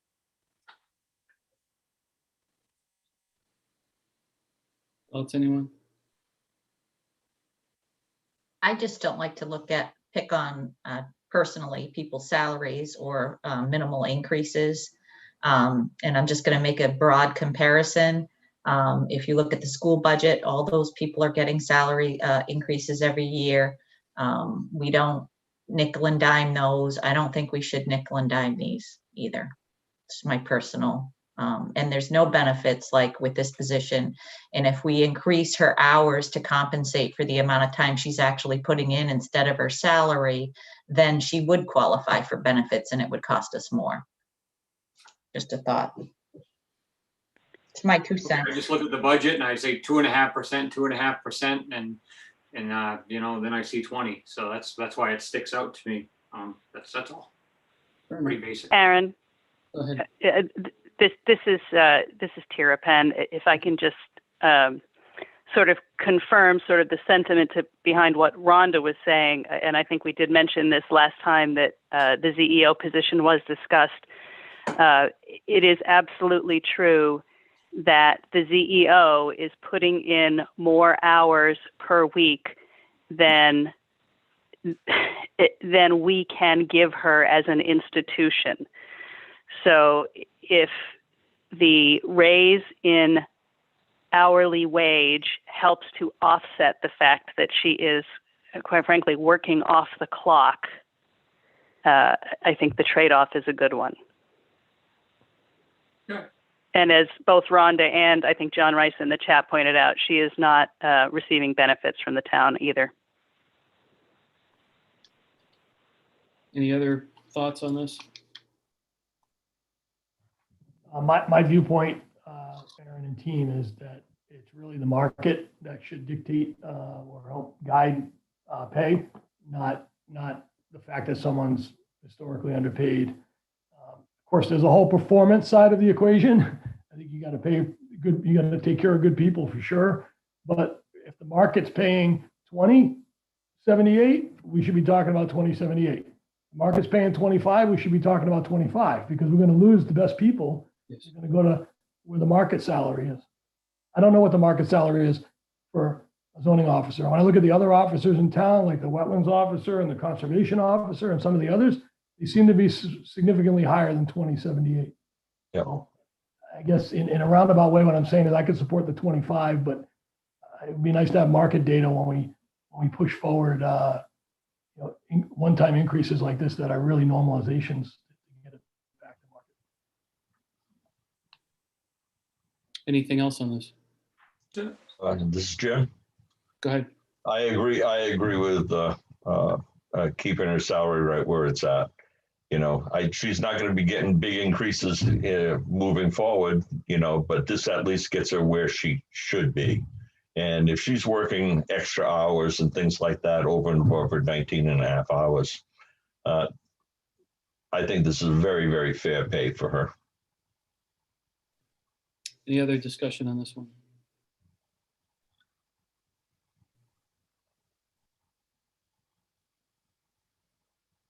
Okay, anywhere else in the budget anybody wants to go?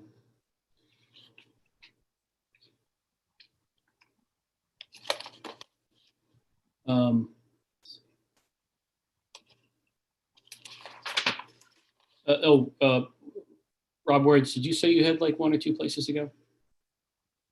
I don't. Okay. I have really small areas to go. 45 seems like a big number right now, but I'm trying it. I don't have others yet. Okay. I've got a few too. Is the school open for discussion, or how is that to be handled? Everything's open for discussion. Well, one of the things I noticed in the school, we're bringing back the maintenance person that was retired, and we're bringing back someone that I think it was a very good justification as to why we need to bring that person back. During COVID, we didn't replace him right away. Yep. But I also noticed in that department, we have a really healthy number. I got to pull it back up. There was like summer maintenance help. And I guess my question there would be, is that something we could forego for a year? Do we need to bring in summer help on top of the addition of the retired maintenance person? And then, of course, the nice work that the Turtle Rock Trust is doing for the school. So it looked like it was facility summer help. It was about $40,000. I would ask that question, Melinda. Go ahead, Melinda. Well, so those are two different job functions. The maintenance position is working on inside the building, keeping the building operating. The summer help is that we hire some college students to come in and clean the entire campus grounds, getting rid of all the wood and the debris and all of that. That they work on that from June to August every year, cleaning up the site. And so those are two different functionalities. The maintenance person doesn't do that type of groundwork. Cody?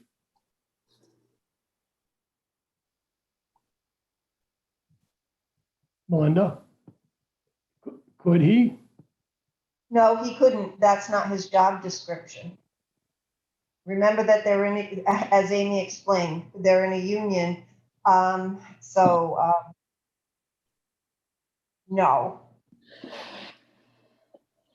So Rob, just kind of I'm sure you're probably aware of this, but just in case, as far as the school is concerned, and this is what I was told when I first started, that we don't have to, I mean, if you're thinking about making a cut, then we just do a cut, and then they just go back and figure out where it's best for them to make the cuts. Yeah, I understand, Rhonda, and thank you. I Just blind wanted to I throw it know. out there, you know. Personally, I have a hard time with the blind cuts. I like try to discuss through the cuts, and we've gone without this maintenance person. I understand the rationale for hiring them back. But I just asked the question, maybe there's an opportunity to not do summer help and bridge the divide, the $45,000 divide that we have. Yeah, Rob, man, as I remember, they used a lot of the summer help. One year, I remember they did the ceiling tiles and I don't want to say simple tasks because obviously it's a lot of work taking out all kinds of ceiling tiles in all the hallways and everywhere. But I remember one year that the differences of the two things.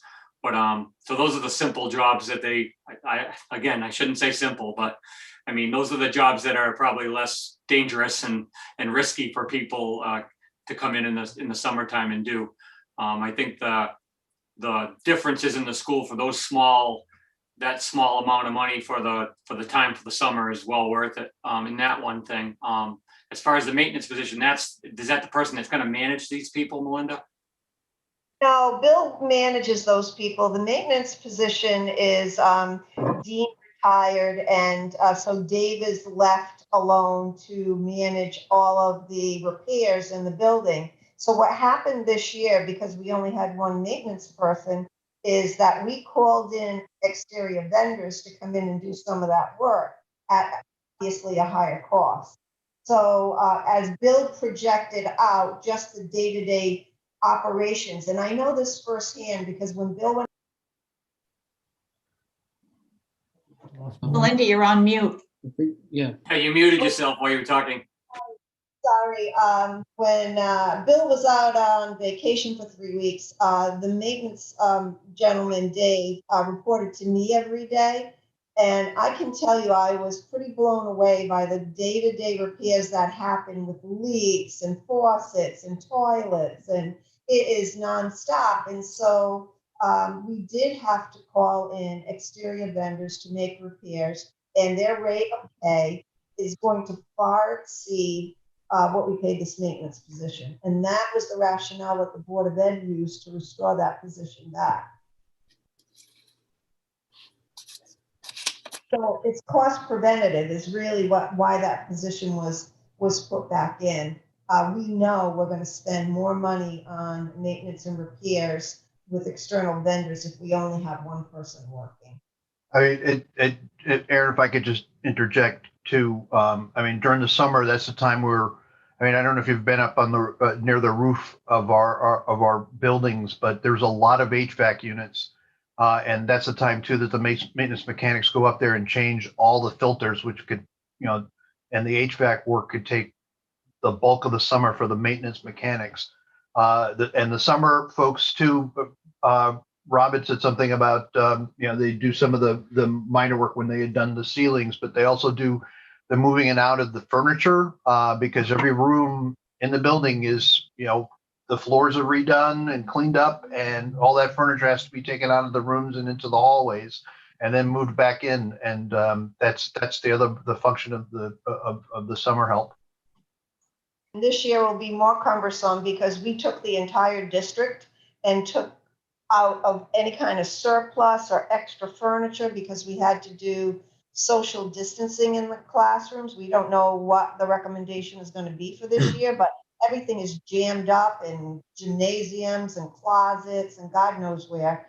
So all that is going to have to be restored to put the classrooms back together if that's the guidance that we're given. So those young men and women work hard in the summer and really do help the custodial staff. So we use that money every year. It's been $40,000. This is my fourth budget, and it's been $40,000 every year.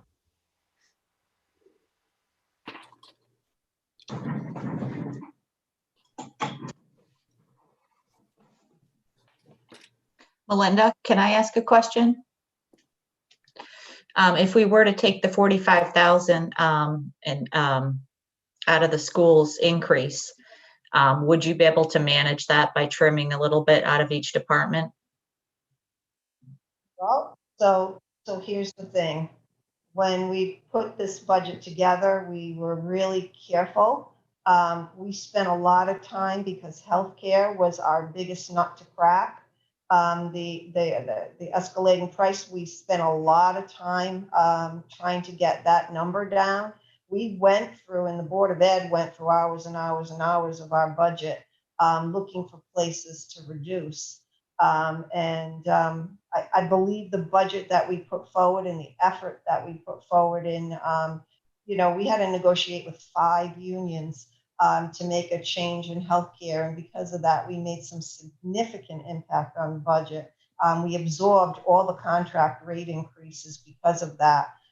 So I think the budget as it stands, the Board of Ed would not have put it forward if they didn't believe it was a prudent budget. Obviously, whatever decision the Board of Finance makes, it will go back to the Board of Education, and then they will make the decisions on where they can reduce. Thank you. And I just want to recognize, and I'm sure the rest of the board does too, that was a humongous savings on the health insurance. So that's definitely recognized by me anyway. So. Thank you.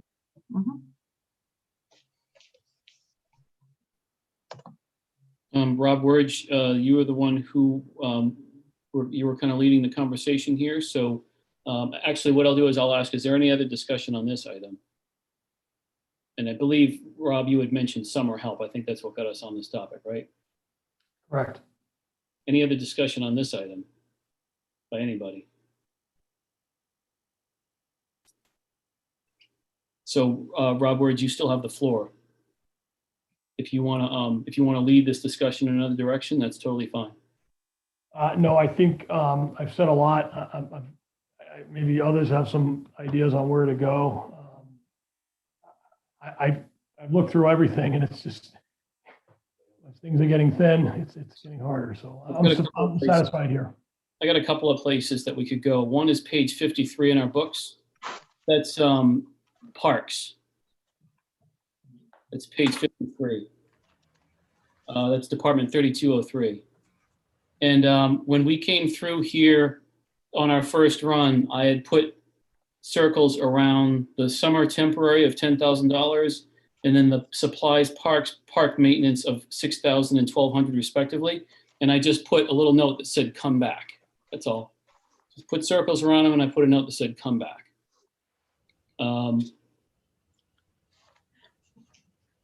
And I don't recall, I think Rich spoke to this.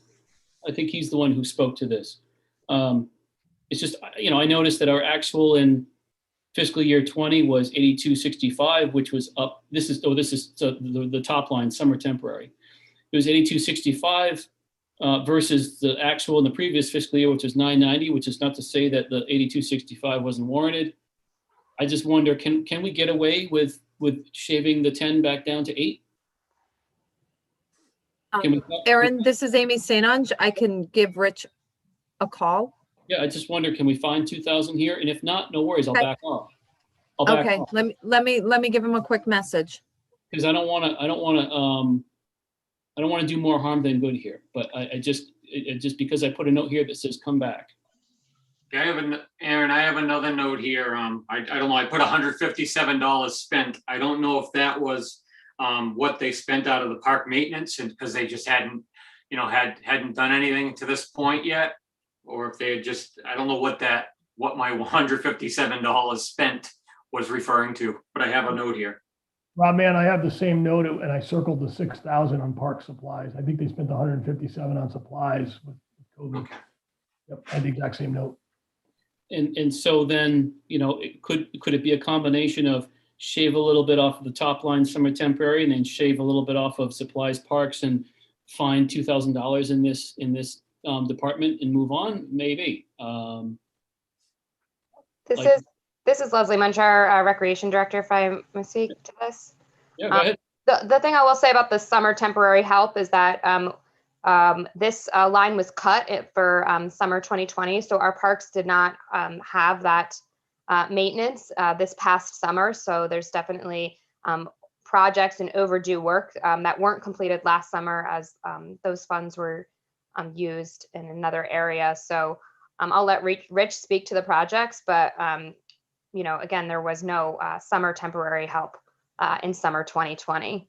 And in regards to park supplies, I am working with Rich on a list of current projects that are being completed and upcoming projects, and he can speak to that as well. But I definitely, on the summer temporary, our parks are in need of maintenance support as they didn't receive it last year. Yep. Okay.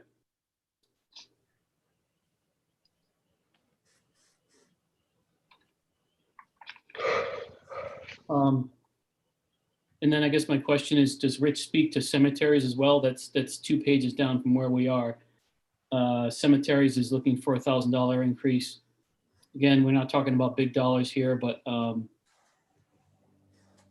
don't know if that's something he speaks to as well. No, but I do had some notes. I had some notes that in the past few years, Norma O'Leary had done a ton of work at the cemeteries with minimal amounts of money, and that this was not a lot.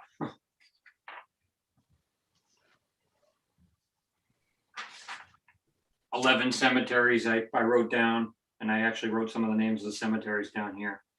And there was also Thompson Together had a bunch of grants that must have been what she worked with.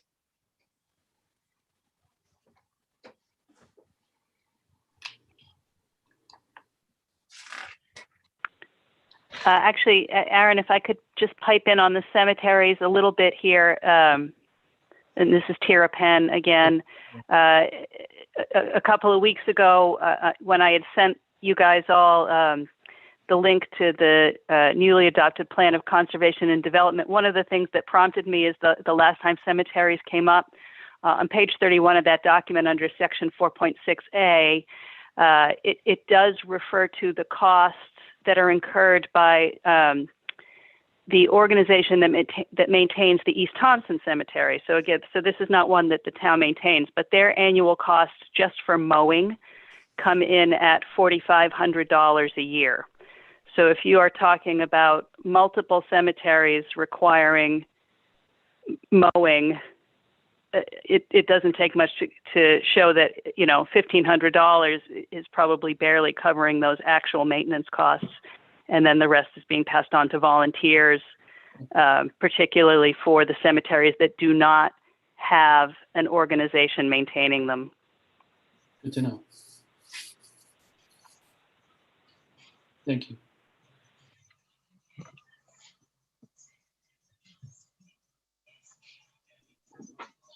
So I guess we're, unless anybody wants to keep digging on, no pun intended, unless anybody wants to keep digging in cemeteries, it sounds like we're waiting on parks for what Rich has to say about parks. Amos?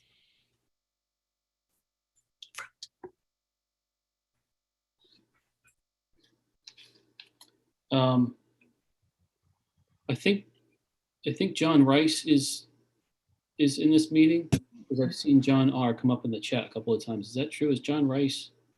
He was. Do you think he's still with us? I see him. He's still on, if he's, unless he's, Because I'm still willing to revisit.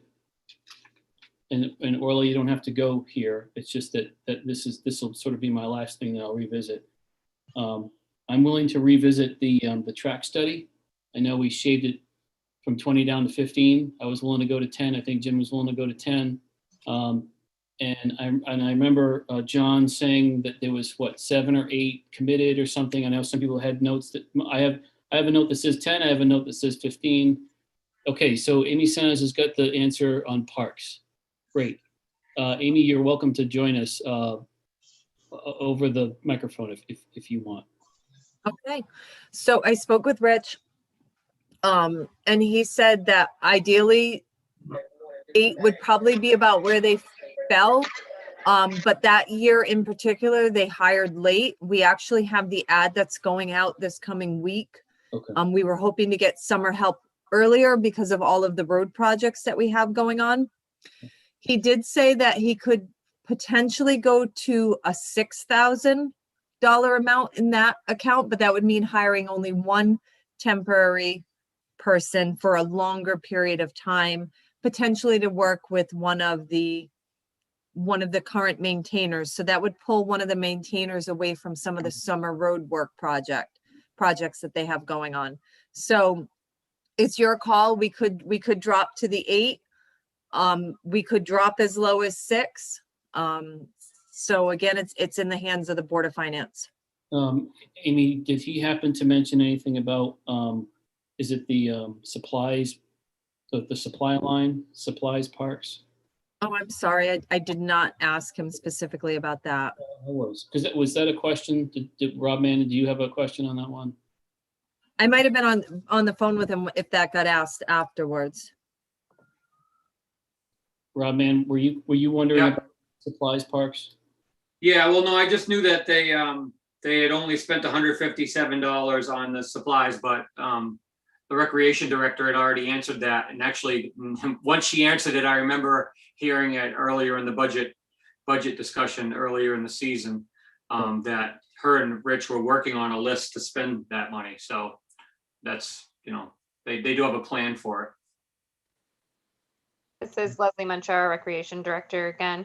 Yeah, just as Orla stated, similarly, I think Rich definitely has lots of areas that he handles, and coming in the last 2 years, this is one of those things where we've kind of in the last 12 months or so tackled and prioritized those lists. We're doing now 2 years in a row yearly walkthroughs in January, identifying needs before the budget seasons.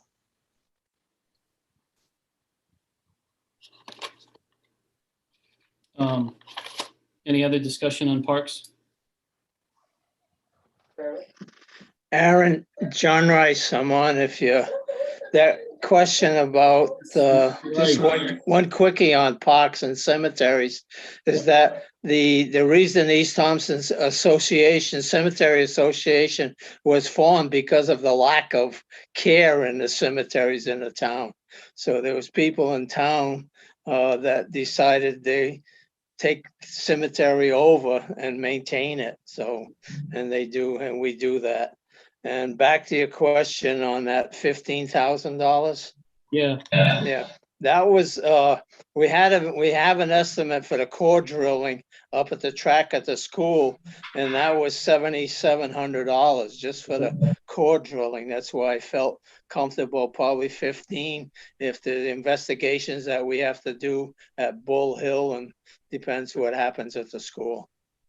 Here's a question, John. If we not focus on Bull Hill and we just focus on the school track, would that make a difference in that $15,000? Probably, like I say, I know, number one, we have to do is a core drilling of the track to see what kind of underlayment is there, and then we go from there. So if you want to go down to 10,000, I know the estimate that we had gotten, I don't know what the date of this was, back in December of 20, And it was $7,700 to do the core drilling. So if we had $10,000, at least we could get that part done. Then if something else comes up, we'll have to come back to you. Because the subcommittee just can't function without money, you know? And so this is more of a comment to the board is, I feel like this Bull Hill, the soccer field was put in, gosh, my father was chairman of the Board of Finance when those soccer fields were put in. I've heard over the years that young people ride their ATVs over these fields. I hear that they flood. It feels like, I don't know, I just wonder how useful it is to try and re-engineer a topography that floods and in a location that's in the middle of nowhere that people use as a ATV track. When you've got a track and field track on the school grounds, which is in terrible disrepair. I just wonder if it makes sense. Do we just focus our attention there? I know that's a much bigger philosophical question, but where I'm going with this is in the short term, if we just focus on the track, then we can probably do $10,000 for this track study line item because we're not trying to do both. We're just figuring out what's most important to us and just zeroing in on that. Can I make a comment? Go ahead. When we first looked at this on the chart here, the line item was originally just for the Bull Hill, and then when Amy chimed in, she had said that it was also about the school track. That's right. So I guess my reasoning would be which one is it that this fund is actually for? And if we did reduce this line item, would there be any work or studies going on at the Bull Hill complex? Because Leslie did mention that they lost a soccer field in Putnam, which would want, if we were to recoup or get a new soccer field as well, it would bring more people into town as well. So I didn't know, John, would you be able to kind of do both projects with that, or is it even? I can back up a little bit. The charge that was given the building committee by the Board of Selectmen was to review both the Bull Hill and the track at the school. I think if that quote that we had from that they're one of the largest in New England on tracks and developing the tracks, comes in at that price, like I mentioned, $7,700. Maybe there's a couple grand that we can do some preliminary investigation up at the Bull Hill. So we could start working on both potentially for 10,000. Is that what you're saying? Yeah, we could do some. I think I can't speak because Billy Wachowski, we designated him as the subcommittee chair along with 3 other people. But I would make an assumption we'll do what we can with the funds that we have. But the primary focus, my feeling, I think the committee is the school track. Rob Mann, Board of Aaron Amart. Go ahead, Rob Mann. So John, what you're basically saying is leave it worded just like it is, so the money can be used for both projects. Don't X out one, and leave it open for the building committee to do the study. Well, that was our charge by the Board of Selectmen, so it would be up to the Board of Selectmen to change the charge that they gave the building committee. But I would suggest to leave it as it is, and we'll use the 10,000 the best we can. Okay, thank you, John. This is Amy St. Ange. Could I speak, Mr. Yeah, Chairman? absolutely. Go ahead, Amy. So yes, the charge was to investigate the viability of both sites. Obviously, my personal opinion is to bring pride to the school, to allow, I know when my sons were in school and they ran track, they did not have meets on the track because of its disrepair. And certainly it's also a topic that has to be addressed for accreditation. Additionally, my thought is that as far as Bull Hill is concerned, I know there was a Yukon study, but I'm wondering if there's potential to get soil scientists there, because what we are potentially facing at Bull Hill is that underneath the topsoil layer is what's termed hard pan. And hardpan is a type of soil that is impervious to water. So that's why there's so much saturation in the site. So maybe it's a matter of having a soil scientist do some, and I don't know if that's part of the Yukon study, but certainly we need as many funds as possible to determine what's the best route for both projects. All right, and so then here's a question. If we fix up this Bull Hill soccer area because Northeastern Connecticut lost some soccer fields when Putnam took over that field and built a new town hall. I mean, we'll just call it what it is. We would be doing this because it's a nice thing to do, right? It's not like we would be able to, it's not like the respective recreation departments in Northeastern Connecticut would chip in and help Thompson to do this. Or would they? I mean, we're just doing this because. Aaron, this is Suzanne Witkowski. Can I speak? Yeah. So this was something that I actually brought forward, was to discuss the soccer fields. And we put the track in to look at the possibility of a complex, having a sports complex at Bull Hill. And the reason being is that there may be more funding out there for something that is a town motivated, not just to make the soccer fields look pretty, but these kids are out there trying to use them now, from what I understand, for practices, and they're up to their ankles in water. So there is two different things on the table here, possibly three. We're talking about a combined facility, or we're talking about a track, or we're talking about just the soccer fields. But I think a lot of the reason that we wanted it to be a little bit broader is so that the funding, if there's a funding source or a grant out there that can be written, that it could be looked at as a whole. Okay. If that helps. Yeah. Me personally, I think we should concentrate on the track at the school. I mean, I graduated in '91 and they were almost brand new then. They've just deteriorated since.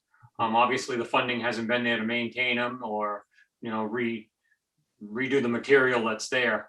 So I think they should concentrate on restoring something that's unusable at this point.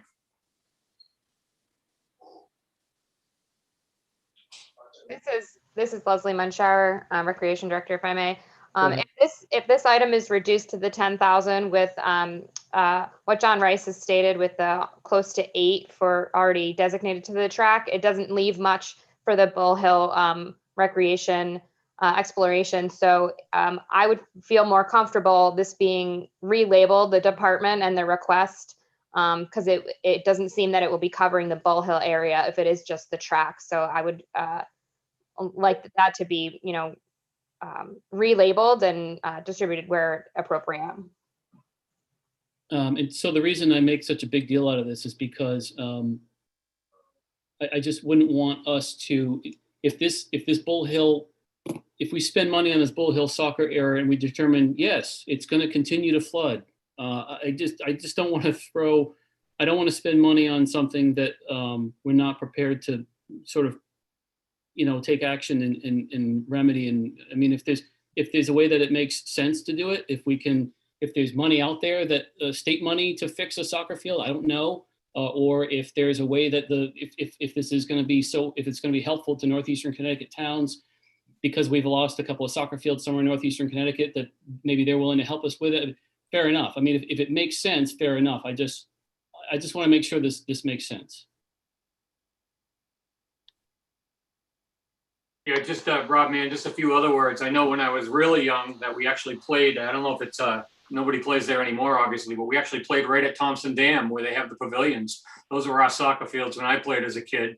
And then obviously over where the alpaca farm is now, Mrs. Dion had those were soccer fields for a while with Thompson Youth Soccer played. So there's always there always seems to be somewhere else that can be moved. I don't know what is in the middle of the current track at the school now. Are there any fields in the middle of that or no? I don't know. I haven't been down there in years, so I don't know. I don't know. So I'm go ahead, Moon. The soccer fields are there. Got it. Soccer fields? Okay, thank you. So I'm just trying to find $5,000. If leaving that $5,000 in this line item is if if the people who are the stewards of this money feel like this is a good use of our money, okay, fair enough. I'm not going to try to second guess you. I just want to really pick away at this to make sure that I know the school track. It's a jewel in our crown, and it's a shame that we can't have meets on it, and we do need to do something about it for our accreditation. So I can see the return on investment in that. That is crystal clear to me.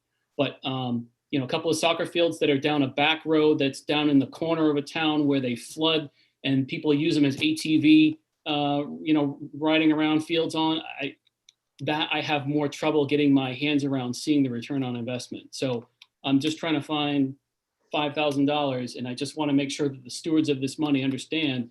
I don't want to spend $5,000 on something that's going to have no return on investment. I just don't. That's all.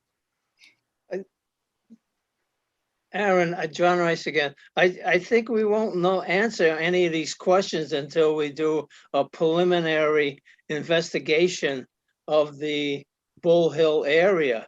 Not that we're going to do anything there. I think we got to assess what's up there and what needs to be done should we decide to make it into whatever, complex or soccer or everything else. And I'm in agreement with you. If the other agencies are going to use that field, then they have to contribute, whether it's the maintenance or whatever has to be done to upgrade it. But I think the number one is that we have to do the core drillings at the high school, and we'll see what money we have and to investigate the other areas. Thanks. All right. Anything else on this line item? Anything else on this Bull Hill / track study line item? Aaron, it's Rob. The only thing I'd like to come back around is Leslie's comment about dropping the Bull Hill from the description. If I heard Suzanne correctly, even if we're going to spend a small amount of, whether it's 15 or 10, even if we're going to spend a small amount, we should keep it there to allow it to be available for any potential grants. Still small part, but it's named and it's part of the project. I agree with you, Rob. That's a great idea, because I know anything that shows interest will give you a better opportunity to get a grant. And I totally appreciate where Leslie was coming from. I'm not dismissing her comments. I just would hate to lose out some other potential that we could do there. Well, I agree. If we're going to spend the money, then I want to keep the both projects in that title. So there's only one more place I can think of going. That's building official, page 61. Well, Aaron, did you want to go to summer temporary, or are you done with that one? I was willing to let that go because Rich said if we take money away from that top line, he can't afford to hire 2 people. He's only going to hire 1. It means he's got to pull somebody away from his crew to go do the work. So, okay, I don't know. I don't want to tell. This is not a one-person operation. If somebody wants to revisit that after we talk about building official, I'm good with that. But I guess when I heard Rich's rationale that gets 2 people instead of 1, now I understand. At least personally, I understand. Understood. So there's in the section of office supplies, there's $2,500, and I think, Amy, if you're there, I think is that to get a fireproof filing cabinet? It is currently the fireproof. So in the building office, they have to have fireproof filing cabinets currently. And I've actually assisted Donna and helped her just to get to know the workings of that office and understand what she's under for pressure. So I've helped her do a little filing and work side by side with her a little bit.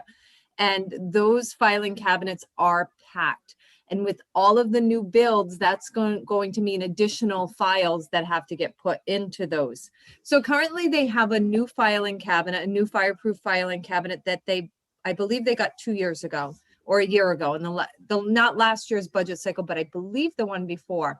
But anyways, they haven't begun the transition to moving things completely over to that. So I spoke with Terry Bellman and he said he could do without that filing cabinet. I mean, my rationale is, gosh, it would be nice to have the 2 filing cabinets so they could start moving everything over all at once. versus starting the move over to moving things over, because everything's alphabetized according to roads. It'd be nice to have the two so they could do that transition all at once. But Terry did say that they could do without it this year.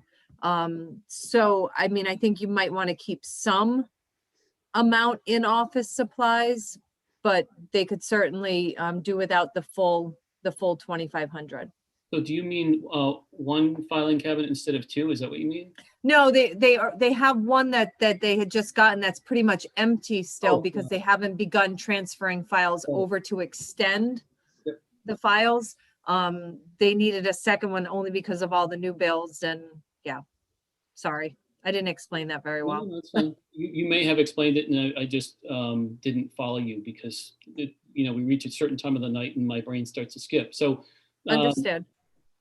So if we were to look at basically you could eliminate, I would say probably 23 or 2,400, I think. I just want to make sure, based on their history. if we do that, would we be putting any records at risk or anything like that?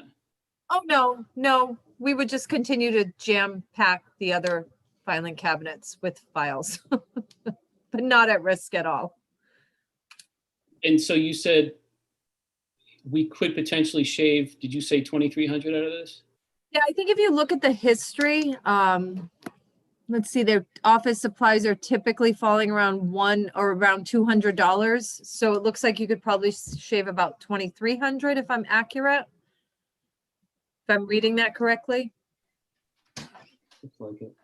If we shave 2,300, it would still give an increase of $200 over last year. Only over what was spent. That's it. So they'd still have an increase in terms Right. It would be an increase. Well, of there actual shouldn't office supplies. Like I think of office supplies as like, staples, yellow stickies, staplers, pens, all that stuff. They would have an increase for that stuff. They just wouldn't have the new cabinet. That's Oh, wait, I wasn't reading that correctly. No, I'm sorry. I have a hard time reading the screen, and I should have had my book out in front of me. No, I think you could take out the full 2,500 and leave $300 there. It was $2,800 that was in that account? It was 2,800. Okay, yeah. So take out the full 2,500 and leave the $300. I'll make a motion that, hold on a second. What page does anybody know what page this is in the book? 61. 61? Yes. All right, hold on a second. I'm gonna get there.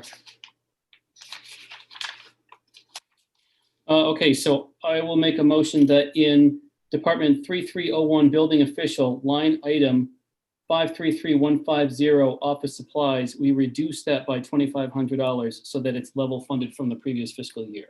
I make that in the form of a motion. Is there a second? Rob Mann, I'll second that. Rob Mann's got the second. Any discussion? We'll go around the table. Rob Mann, Yes. Jim, Yes. Rhonda, Yes. Rob Wurge, Yes. Steve. Yes. I'll vote yes. This one carries 6-0. And Orla, you've already put the numbers in. Thank you. Can you do me a favor, Orla? Can you go back to the summary page so that we know kind of where we are?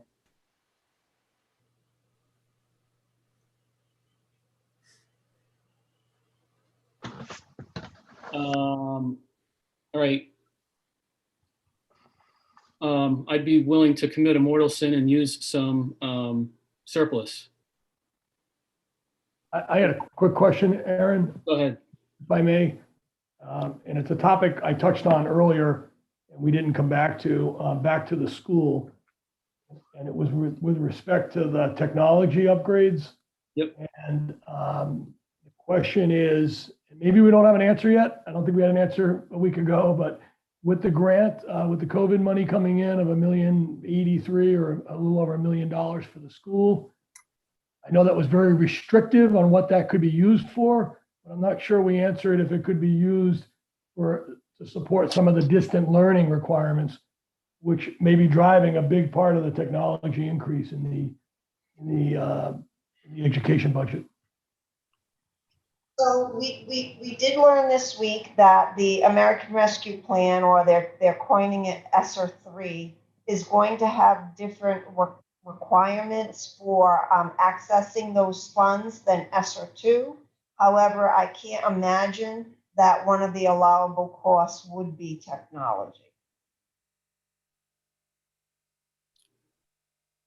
Just want to caution to the members of the Board of Finance that we're going to always have to keep money in the hardware line to continue to maintain the one-on-one initiative, especially once the grant funding runs out.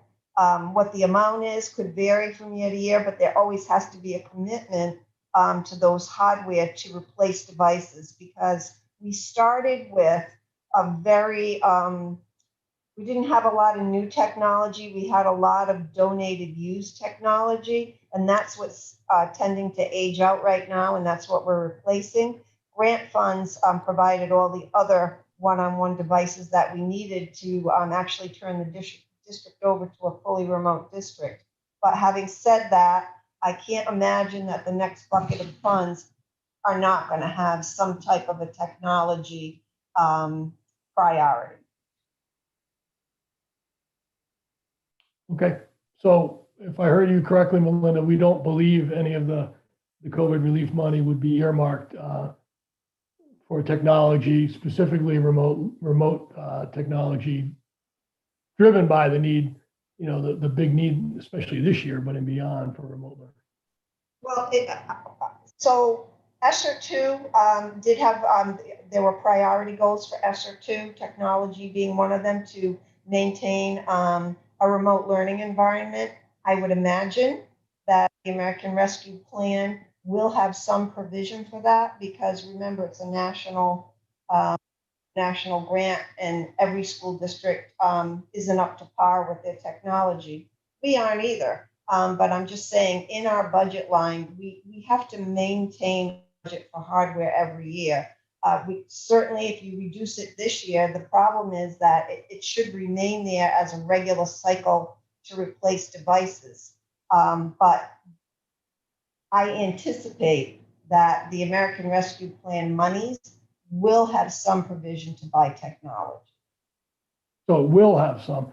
I'm not suggesting to remove it. And we talked earlier, I agree, there'll be some long-term sustaining dollars needed to have a recurring upgrade as this technology goes obsolete. My question is more around, in the 1 year, it's going from 52 to 155. It's a big jump, and I get why. The big jump is because we've neglected it, like a lot of other things we've been talking about. But I guess when I think about areas, if we were to do something, as Rhonda said, you know, we have broad-based, but I'm trying to be practical. Are there areas that maybe if we curb that back to help with this gap that we have in front of us, would we really be hurting ourselves if some of that money could be used? I mean, maybe what we take away, we get more than double that in terms of the relief money. I don't know. I'm not close enough to the relief money. Just another idea, and it's another area to take a harder look at potentially, and that's why I wanted your feedback on. Yeah, I think it's going to be another 30 days or more before we get our accurate allocation, and before we get what the criteria is going to be to access those funds. So as far as the next bucket of funds, I'm not sure. But you know, ultimately, whatever reduction you make to the BOE budget, it'll go back to the board, and then they'll make their decisions on where to reduce. Yep, I got that loud and clear. I'm just, you know, again, rather than just doing it blindly, it's nice to be a little practical about it. But that was one area. Thank you.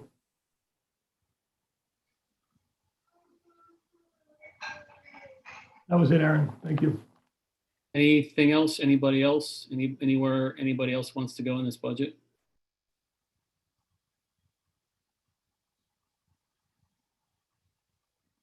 I'd be willing to use $26,781 of surplus. How much? 26? Well, I read it off of the summary page. I'd be willing to use $26,781 of surplus, because that would get us to exactly 0.75 mil.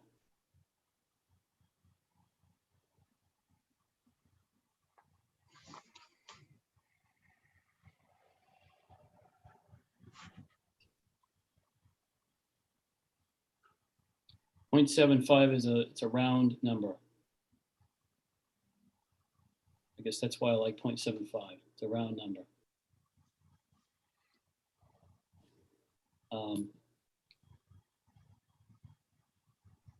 And I feel like just going back to my usual litmus test, of running into somebody at the transfer station right in front of the post office. I know if somebody points their finger at me and says, what the heck was that all about? I can say, look, 0.75 mil coming off of a year when we had, I don't even know what it was. Was it 0.2? I mean, it was lean. It was really lean last year. And Yeah, I can say, look, 0.26. yeah, I can say, look, average that out over 2 years.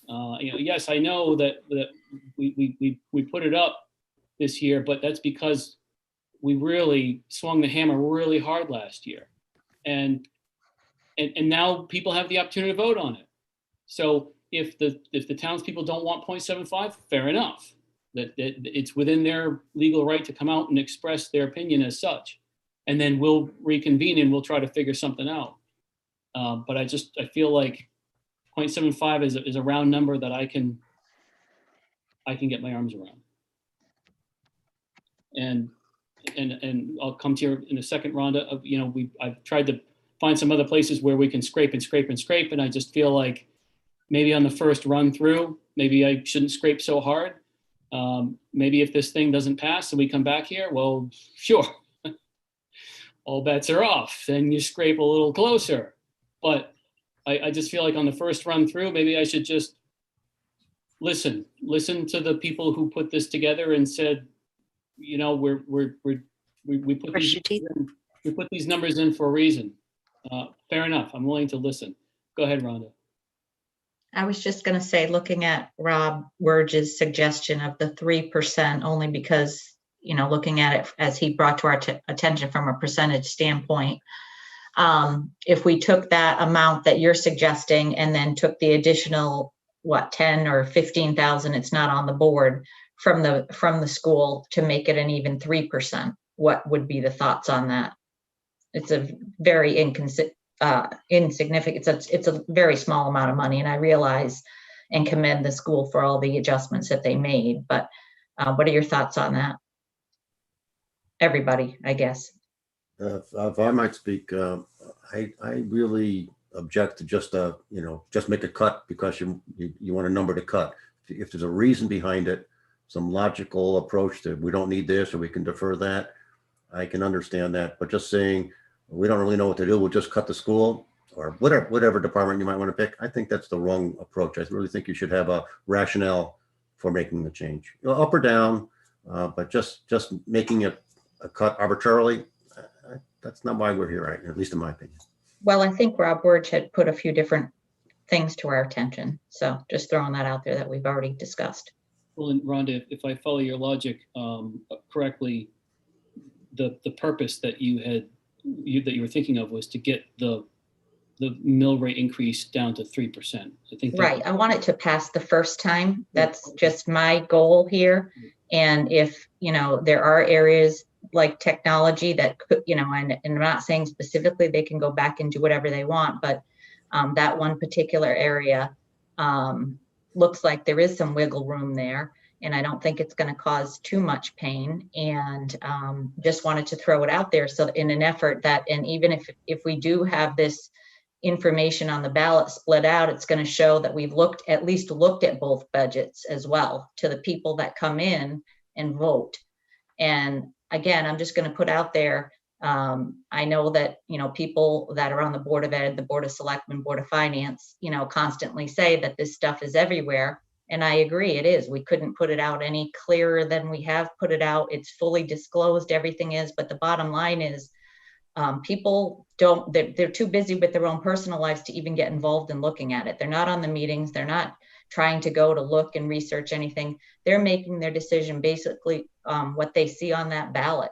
And that's when they're voicing their opinion. So I just think it would look better when the voters come in as well. Rob, man, and Rhonda, honestly, that 0.10 of a percentage as a mill rate of percentage, if somebody's going to go to the ballot and they're going to have their mind made up and don't have any knowledge of anything, That's not gonna change their mind. That's that 0.10, we're better off saving that for later on as skin on the knee later on if it doesn't pass, because we're gonna have to have something. If it doesn't pass, we have to have something we have to have that wiggle room, like Aaron said. And if we take it all out, we're gonna really just be imposing more pain than we need to. Thoughts, anyone? Anyone? Aaron, Rob again, and the only other area that, I don't want to make it more complicated, the only other area we could potentially introduce or talk about is the 450 for the roads. It was 375 last year. Wanted to go to 425. It's still a nice increase. I know it's not what Rich wanted. I hate to keep picking on his group, but it's a big number. If we wanted to go to 425 there and maybe save the surplus, to your earlier comments around having that go back position, I just throw that out. I know it's not popular, and Rich has already done a tremendous amount. I hate even bringing it up, but that's another area that we could carve 25 down on the 450 potentially. I like that idea because one of the things that's in that budget, if we recall, there's more than $500,000 carry forward, if I remember correctly. So maybe there is $25,000 worth of room there, and save the potential surplus reduction for another time if we have to. I also feel a modest, amount to Rhonda's point on the school. The $19 million budget, they've done a great job. Their increase was very, very modest. But $15,000 or $20,000 is not a lot of money in a $19 million budget to find the areas in that amount. So I think we've got a few potential levers to pull here. It's really comes down to which ones, or do we do a little from all three? Orla, can you do me a small favor? I know that I think it was 26,781 was the dollar amount that I used to get us from wherever we were to 0.75. But then there's also this 3%. 26,781. There's also this 3% possible factor. Oh yeah, there we go. I just wonder so if we were to take 26,781 from somewhere and then an additional 16,717 from somewhere, that would get us to 3%.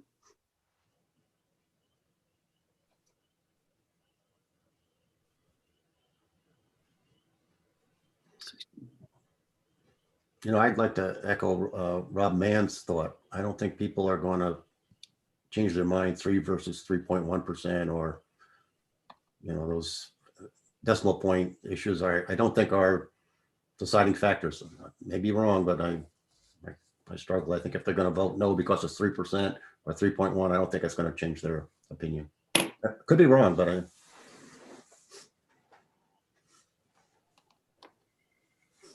So if it is, I'm just so here are the numbers that I ran. So if it's true that if it's 26,781, which is the number that I floated out, if the balance is 16,717, that's a total of 43,498 from where we were just a few moments ago. 43,498 would have gotten us to 3%.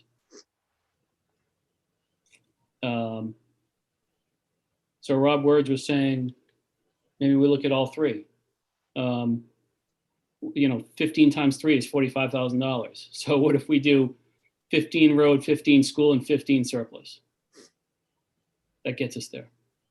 And everybody gets a very little swipe, but everybody pitches in, gets us there. Aaron, like this the is idea. Orla. Can I make a comment about the paving? Steve, you made a comment about dollars carrying forward. You must understand that paving is not done during the winter. And if he is carrying forward $500,000 at the end of March, there's a very good reason why he's doing that. It's a seasonal activity.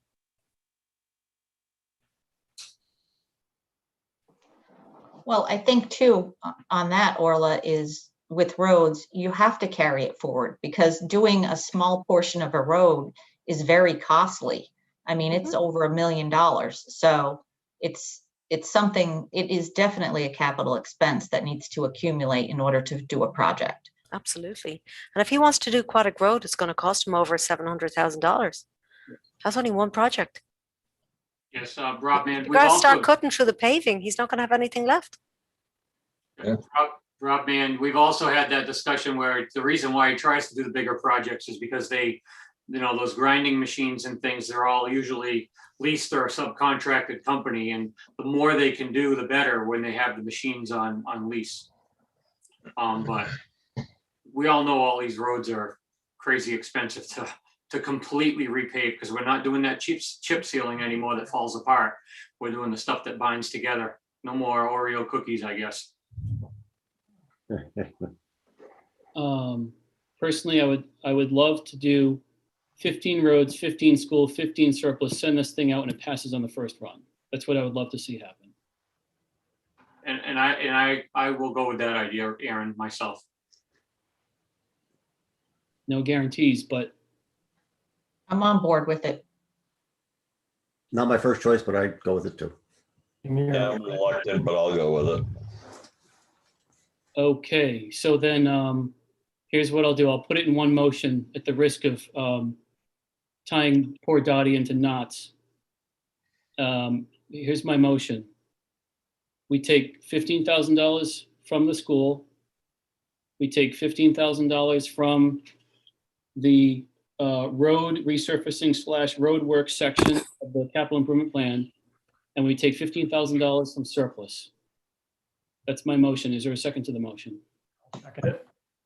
Rob Wurich has the second. Any discussion on this? Any discussion? We'll go around the table. Rob Mann. Yes. Jim? Yep.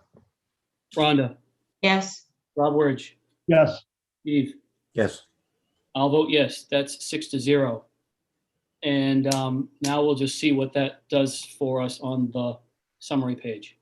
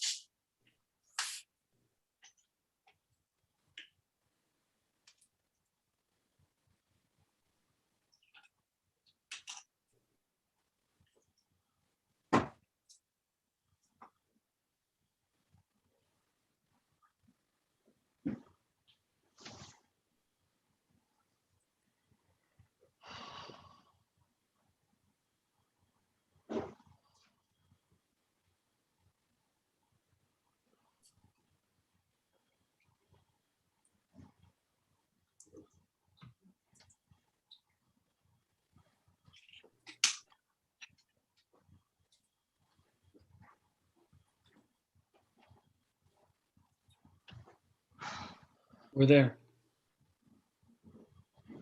2.99. Orla, what's the total dollar amount? Because that needs to be in the motion to send this thing out, right? Sure. I'll give you the total dollar amount. It's let me just highlight the line. 27,286,857. So I'm going to make a motion that we send a fiscal year 22 combined town, school, and capital improvement plan budget out to the citizens for town meeting and referendum in the amount of, I'm going to put my glasses on, 27 million, Sorry. in the amount of $27,286,857. Orla, do I need to put mill rate in there? I can't remember, but I can tell you what it is. Let's round it here. Probably should stay away from that, because just in case there are any final tiny dollar amount movements that take place as a result of any slight off calculations or whatever, I That's know fine. all that happens. If I put the dollar amount into the motion, that should cover us. And Yep. Okay, and so that's my motion. And if you can just scroll back down or Sure. So my motion is $27,286,857. That's my motion. Somebody want to second that motion? Rob Mann, I'll second that motion. So I've made the motion and Rob Mann has a second. Any discussion on this motion? This is a motion to send this budget out to town meeting and referendum. Any discussion? Okay, hearing none, we'll go around the table. Rob Mann, Yes. Jim, Yes. Rhonda, Yes. Rob Wirge, Yes. Steve, Yes. and I'll vote yes. This one passes 6-0. Well done, everyone. Let's see, I shut down my agenda. I think I know we skipped over a bunch of things to get down here. The We only, have 5, 6, 7, 8, and 9. Selectmen's update, school district update, financial report, Turtle Trust, and that's it. we skipped all those things. We don't necessarily have to go back and do them. We can adjourn this meeting. And if anyone has, if any town, selectmen, Board of Education, if anyone has any pressing town business that they need to cover, we can always have a special meeting a week from today to cover those items. Go ahead, Rhonda. If we wrap this up if we don't do this today, are we going to have another meeting next week? Because I personally would prefer to just get everything done and not have another meeting next week. That's just my personal opinion, but I'm only one person. I'm thinking we don't necessarily have to have another meeting next week. Perfect. Because as a deliberative body, we put an agenda together and then it's within our discretion to skip over items of the agenda, but it takes a 2/3 majority, which we did have. So legally, we can skip over those items and then conclude the meeting and then just choose not to cover those items. And the reason I put them on there is because I just want it there. It technically qualifies as a regular meeting agenda.